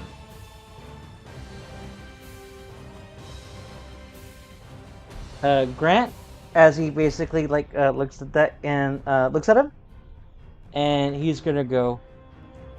Can it be set to mute, like Yeah, you can speaker? set yourselves on mute. Ark basically presses the mute button at, Grant's gesture. And does it also turn off like the feed of our bridge to his bridge? Yeah, you can. Everyone. Mm-hmm. Yeah, I'm boss. willing. So we couldn't have the Dread Pearl, but I'm prepared to make a statement for the rest of the Chronos Expanse. I would just advise that we do in fact heed his advice if the ship gets too damaged. It is worth noting that our ship should be able to travel at roughly double the speed of his, if need be.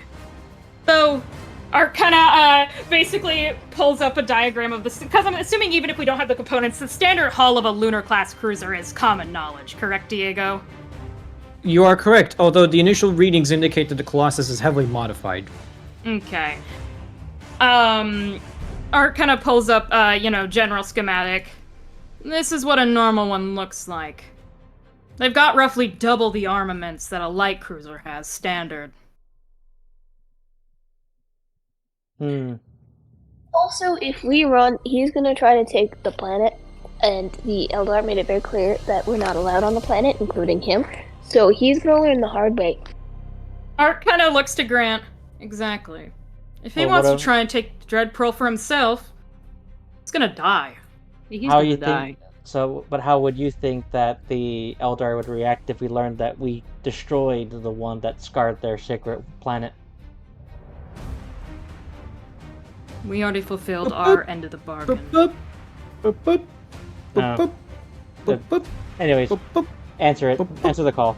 Ark unmutes and just kind of tilts his head to Grant. It's not from the ship, it's an intercom. Oh, Lord Captain, it is I, Octus Zeva, your trusty navigator. Hi, Uncle. yes. I advise we run. Now, preferably. Warp storm. Warp emissions, unfortunately. You all... Ark What? unmutes the intercom to Bastille. Heed your warning. Goodbye, Lord Admiral. He just And kind of goodbye. hangs up. As he says, and good luck, Ark just kind of gives a thumbs up into the camera and then just hangs up. As Grant as does you like, hang- there's like a Tooloo gesture. As you hang up, you notice several Imperial vessels emerging out of the warp next to Bastille. Yeah, let's go. Beck, All of them- take us out of here. You do a complete 180 and begin turning in the other direction. Command copy, Command V, Command V. As you notice several Eldari vessels uncloak behind you. Oh, fuck. Right, we have Eldar following us. I know, because it's like, come on. All of them bear the colors of Kaelor, but one of them, a much larger vessel, bears a different color scheme. I'm assuming similar to the one that we saw on the planet's surface. Yep. As basically with a quick auger array scan, Diego, what would the chances read of being able to blow up Bastille's fleet? Eldar or no? Your Auspex is being jammed from an unknown source, and as you look out the window, you can see why. The warp storm covering Fionad is getting bigger, Oh, fuck. and it looks as though it parts to let you pass through. The Eldar ships do not appear to be affected by it either, but Bastille's ships are flying right towards the growing warp emanations coming off of the planet. Can I make a suggestion as a player? Yes. Or to everybody else? So it looks like the Eldar they're not willing to probably fight beside us, but they're more so helping secure escape. And if Bastille wants to stick around, he's gonna get lost in a warp storm. His Yeah. problem, not ours. Exactly. I want to do a drive-by to destroy a ship and then leave, but let's just cut our current successes and get the fuck out of here. I'll have my revenge a different day.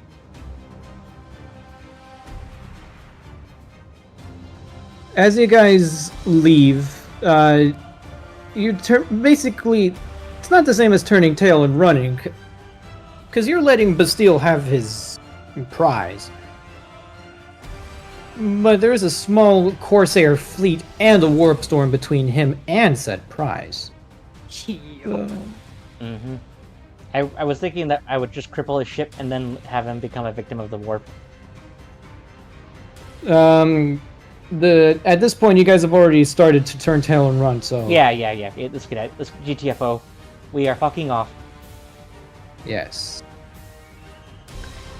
Your ship begins to leave the system entirely as the warp storm grows bigger and bigger. The Eldari Corsair fleet begins to do its dirty work against Bastille. ST. Shit, I need to. Oof. I thought I had all the songs that I needed ready. Oh, actually, here we go. This is good enough. My copy. Unfortunately, the warp storm is outpacing your ship, and it's starting to catch up with you. And you can hear Octus say, "Lord Captain, we have a situation. Yes. The warp is very strong. I can't make a guided jump." Okay. Beck. Ark kind of responds to Octus as well. As long as you don't send us somewhere out of the reach of the Astronomican, we can find our way back to Footfall, correct? I can try. Hey, Diego. Yes. Can I help? So, specifically the extended action flank speed, it just says gain additional movement. Yeah. It's not. No. Does that mean we can go more? Yeah, but the problem is that if a navigator guiding people through the warp can only do so if they have a good reading on the Astronomican centered on Terra. Octus effectively can barely fucking see it right now, so he has no clue where we're going. Okay. Everyone, hold on to your butts. This is going to be dangerous, and if we survive, we will be rich men. If we fail, it was nice knowing you all. He hangs up. Yeah, Ark just mutters to himself. As long as he gets us out of the system, we'll be fine. Granted, he doesn't fly us straight into the maw or something. The trade colonel looks to everyone and says, "You heard him! Everyone, assume positions. We're preparing to enter the Immaterium. Lower the blinds." Cadium kind of digs his mechadendrites into the floor. Ark looks to Cadium. In your own words, nah. I'm Cadium, and I don't have respect for the integrity of my own ship. I'll fix it. The ship starts to shake violently as the warp tendrils are catching up with your vessel. The alarms and klaxons start going off on every level, and the entire ship barely outpaces the coming warp storm. What do your characters do before you make a blind jump into the unknown?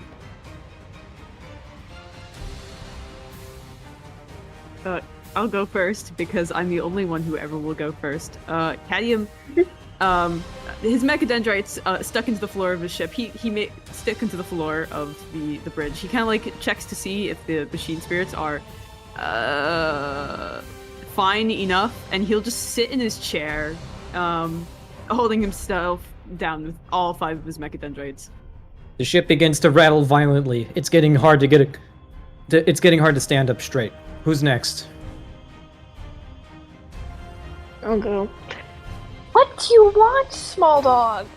Anyway. Don't you mean cat? No, Ruff, who has been pawing at me for on and off in the past. Oh, I was making a joke. Yes, I know. Zizi's gonna find a little corner to sit down and hold Goose and pet Goose. You get a feeling that the Grinix has not been on a spaceship before, It's okay. let alone travel through the warp. It's okay, I got ya. He nuzzles himself very closely to your body as if you're gonna keep him safe. I love him. You know, That's not to make high-pitched noises. Cadium is just gonna take one of his mechadendrites and kind of just cover ZZ with it, so that way ZZ doesn't go flying around. Who's next? Ark, who's been on many an Imperial Navy vessel, who is limping away, about to explode, probably just barely surviving encounters with Xenos creatures. Pretty much, as he feels the ship begin to shake, he pretty much just grabs onto probably not Grant's throne, but one of, the many fixed down points in the room to basically steady himself so he doesn't fall ass over tea kettle. And just takes a deep breath and then just lets out a very, very unamused sigh, as if this is not the first time something like this is happening. All right, Beck, what is your character doing?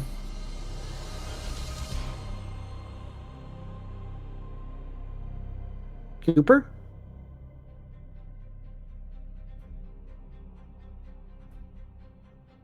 Cooper. Grant, what are you doing? Let's see.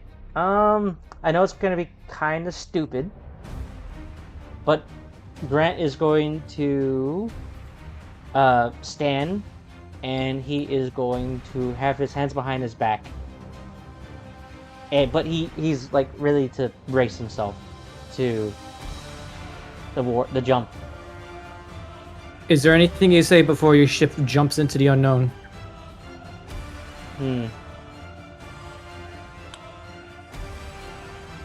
Ark, Yes, Grant? would you say that we've been pretty prosperous so far? Art kind of pulls out his data slate in one hand, and is basically scrolling through it with his thumb like a phone, as he's basically holding on to, structure with the other. Well, according to the kilograms of gems we managed to haul in... Oh, fuck. Yeah, I'd say so. Let's hope we don't end up in Hecaton. Because then, this will be unprofitable. Alright, and then Grant's going to say, for prosperity. As the final klaxons sound out, the rift into the warp opens before the ship, and the Velvet Glove plunges into the unknown as the warp storm engulfs the system that once housed the Dread Pearl. Once more lost to the galaxy. Once more lost to the galaxy at large, the Dread Pearl is disappeared under the cover of tumultuous warp energies. Whether or not this paradise planet will become prosperous again, beautiful, inhabited once more, it is unknown. Its Eldar caretakers will now keep a closer eye on it and guard it more jealously than ever before. And thus, the mystery of the legend of the Dread Pearl is solved at last. And the crew who discovered it valiantly, conquering the unknown and traveling the stars, disappeared into the warp, never to be seen again. For all of 5 minutes, I was about to say. everyone turn to page 66. Okay.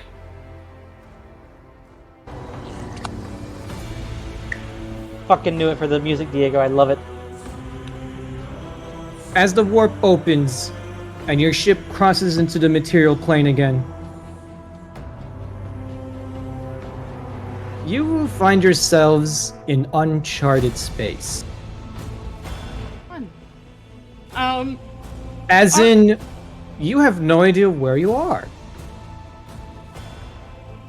Immediately, the astrographers and navigator or retinue of the ship begin pinpointing your location, but you all look forward, and through the deck you see an uncharted planetary system. A single habitable world orbiting a bright yellow star. It eventually becomes clear that no one has actually laid foot here before. You have uncovered an entirely new solar system within the Cronus Expanse. One that belongs now to the Silverwind Dynasty. An entire planet, all yours for the taking. A new world to colonize for yourselves. Auspex readings indicate an unknown satellite somewhere over this ship. What is that? Who's messing around with my thing? It's No ours. box!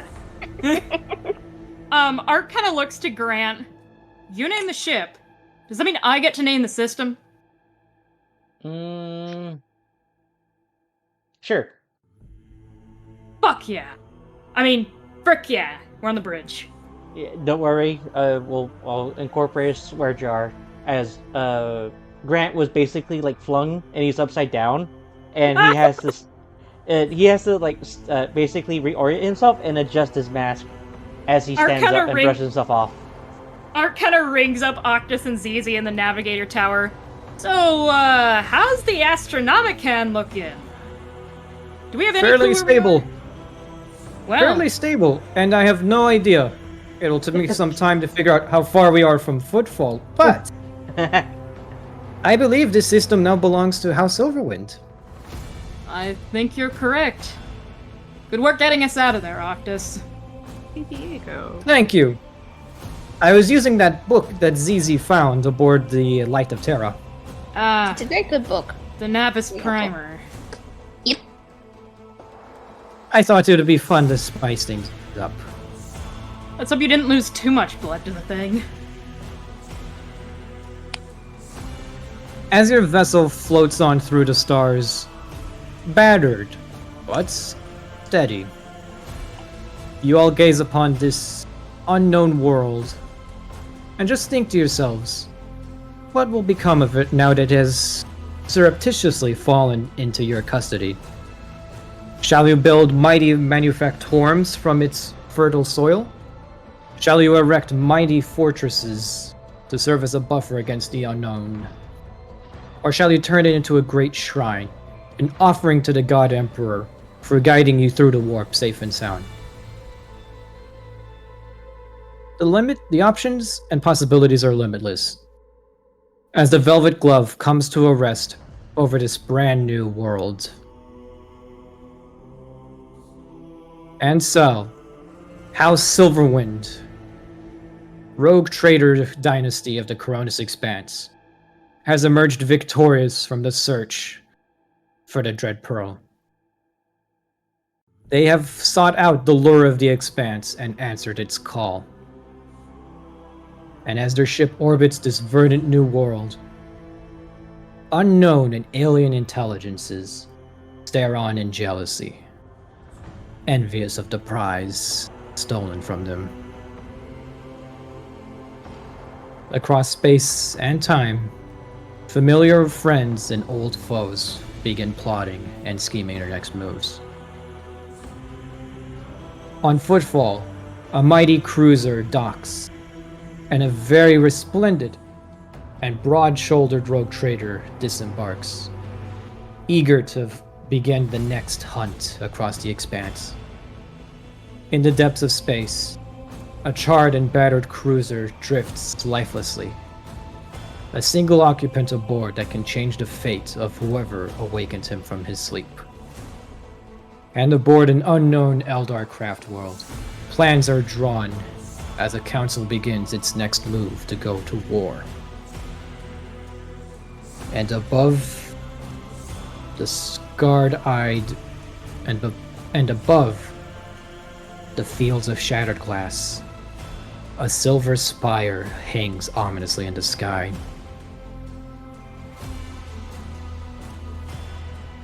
What will become of Silverwind?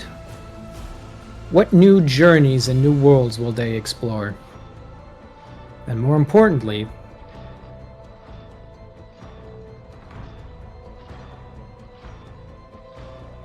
will next session top the one we just had now?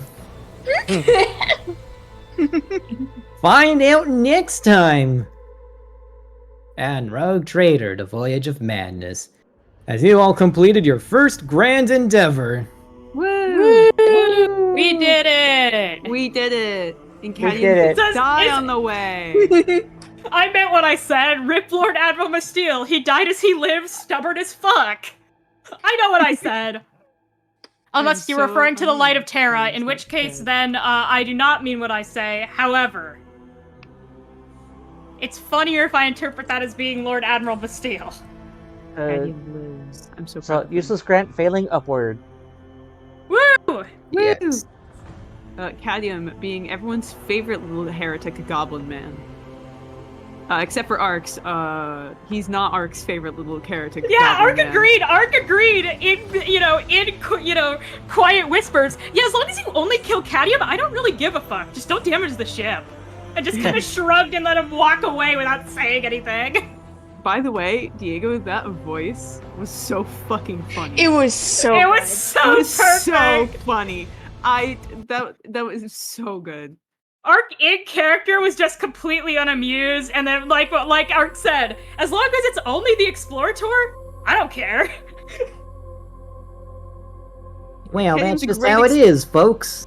Cadium's a great Yep. explorator. It's just that he constantly Cadium is pranks not really Ark. a great Explorator because Explorator. he keeps pissing off a whole bunch of people and trying to get him to kill us. That means he's not two a very people. good Explorator. He's pissed off 2 people. One of them being Ark. Yeah, one of them being Ark, the other And one of them being another Fuck- Rogue Trader fuck it. Dynasty, who technically is in debt to us, but also Yeah, very in debt Ark to is us. not. Ark has his own personal vendetta against Cadium and will not tell Grant to cash in that favor in order to have them spare Cadium's life. Yeah, Cadium. He is more than willing to let Ark has multiple Kraken. reasons to hate He is no. Cadium. He is more than willing to let Kraken turn Cadium into a servitor. Haha. Ark doesn't care. Cadium would love to be turned into a servitor. Joking. Ark doesn't believe in slavery, but he wouldn't mind if Cadium got turned into a servitor. That ain't his yeah, problem anymore. Yeah, Cadium is very easily hateable, specifically by Ark, because of how much Cadium pranks the shit out of Ark, just continuously. And I also, wonder- he may or may not be techno heresy. Oh I yeah, There's also that. Skid, I should mention. In character, I will not hesitate to actually shoot you if there is something that could if Cadium does something that could potentially kill Ark again. He won't stand for that shit. He's gonna Okay. treat it like an assassination attempt, and I will mag dump an Inferno pistol into your ass. I hope Okay. you understand that. I understand, yeah. Because- Cadium is unafraid of death. Yeah, Ark in Again, fact I'm also counting- will be having a talk with Grant about the fact that Cadium did almost technically kill him. Each level above indifference, so that's 20, 40, 60. Okay. I'm counting up your achievement points to determine how profitable this venture has been. Ooh. Yes, just to make sure. I'm pretty sure you get points for killing Serenon. Yeah, Cadium doesn't know that fireworks kill people. That's not the type of tech he's invested in. It's also not really tech. No, maximum of 5. Mhm. Yeah, you guys probably are covered. That's 500. We also we didn't forget that flyer full of gems, right? No, Well, we did alright. not. Good. Plus 500. Either And way, though, Cadium plus- definitely didn't put those fireworks in Ark's Death Drawer. plus He didn't do 50. it. He swears. plus Look at 10. him. He's so Except- innocent. Except Ark has the ship's entire fucking manifest and could have just seen that Cadium was the one who asked for them. Yeah. You forget. He's the I'm not, high no, I'm not factotum. forgetting. Cadium's also terrible at lying. Yeah, Well, Ark is the visors on the back of his gas mask. Yep. Plus 100. No, plus. Cadium is like a terrible liar either way. So like you could ask him and he'd be like, "No, I didn't do that." It's like, "Yeah, you did." Okay, I'm Yeah, counting it. I'm counting up the points. Give me a second. Cadium usually sees there's- no there's- reason to lie to people. 175 plus 50. Diego, I just opened the plus rule 5 book plus because I 50. did look at the lure plus of the sixty, I wanted to plus look at the lure of the 500, expanse plus afterwards. I just 500, downloaded it. We get extra 50, experience for doing funny plus stuff. 50, plus 10 plus 300. You guys accumulated a total of 4,605 achievement Oh. points. What's the 4,006 max? What's the maximum we Isn't can don't we? earn? That's fucking plus 19 profit factor, isn't it? Looking at this chart, Minus for every- 3,000 'cause for divided every- by 100. That So- is. You guys earn a total of 19 profit factor. Yup. Nice. How much could we have earned? The minimum was 3. Yo, Every 100 points additional above the threshold, you get plus 1. Cool. In other words, we're based. Cadmium Yeah. existing on the ship gives us a +1 profit factor. We've already factored that in. Yeah. And then, of course, Ark finding that deed is technically an extra one as well. Mhm. So that's +2, +1. That's. Did we already add that to profit factor? We already added cadmiums, but not arcs. The deed that Ark Yeah. got. Yeah, Cadmium has been there since the beginning, so we had 41. So Arc effectively, we and actually ended up cadmium. getting 20 profit factor, which means we're now at 62. So I think I chose 61. what's it called? I think my profit factor is 2. You have a +2 the profit factor? Yeah. I had that our current profit factor, and I know because I kept track of all this, was 42 before we started. So at the start of the campaign, it was 40. Then from bonuses from individual characters, it got bumped up to 42. We're getting +20 from this, so we should be at 62. Oh yeah, we would be at 62. Yeah, congratulations. You have a cargo hold full of disillusioned and faithless Santarks, cargo holds full of valuable gemstones, and the exploits of defeating and aiding your rivals will contribute to driving your profit factors forward. We also get experience for defeating our rivals. Yes, I need to make sure I have the Um, experience points, because technically, okay, experience checking, okay. keeping a deal struck with a rival rogue trader to the bitter end. So that would include Aberrol and Sun Li. Abel, Or Abel Garrett, and then I'm figuring this out. Let's see. Defeating the okay, so let me tally this up. Each rival rogue trader defeated, so that would be Feckward, Scourge, and Bastille. That's 3, so that's 600 XP. 600. Let me keep a tally. I'm gonna open up a separate document real quick and keep a tally for you, Diego. Okay, so 600 XP. So let me just make my pen a little bigger. 500 600 for the session. Well, yeah, but I'm gonna add that at the end. Yes, let us do the math. 600 for defeated rogue traders.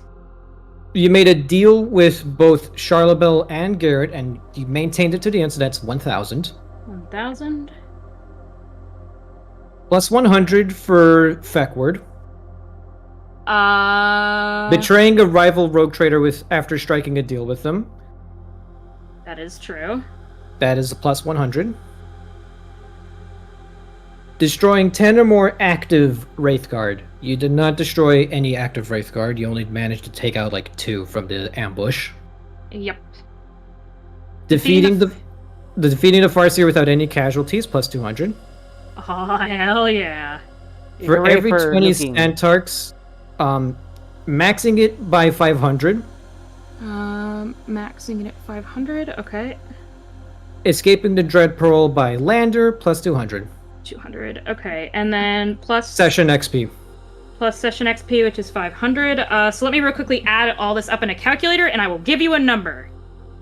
Okay. 600 plus 1,000 plus 100 plus 200 plus 500 plus 200 plus 500 is 2,830 experience points. And So let me put this. Can I put this in? I'll put this in Rogue Trader Central. And add 500 from making it off-world, because technically you didn't land on Seed World AFG 218. You landed on an unnamed planet, so add 500 anyway. Okay, so we're at 3,300. And 80. 3,000. Oh, wait, and 30. Sorry. Oh, what? Nah, no, the 30 was a typo on my end. Oh. I put a typo in, so it's actually just 3,300.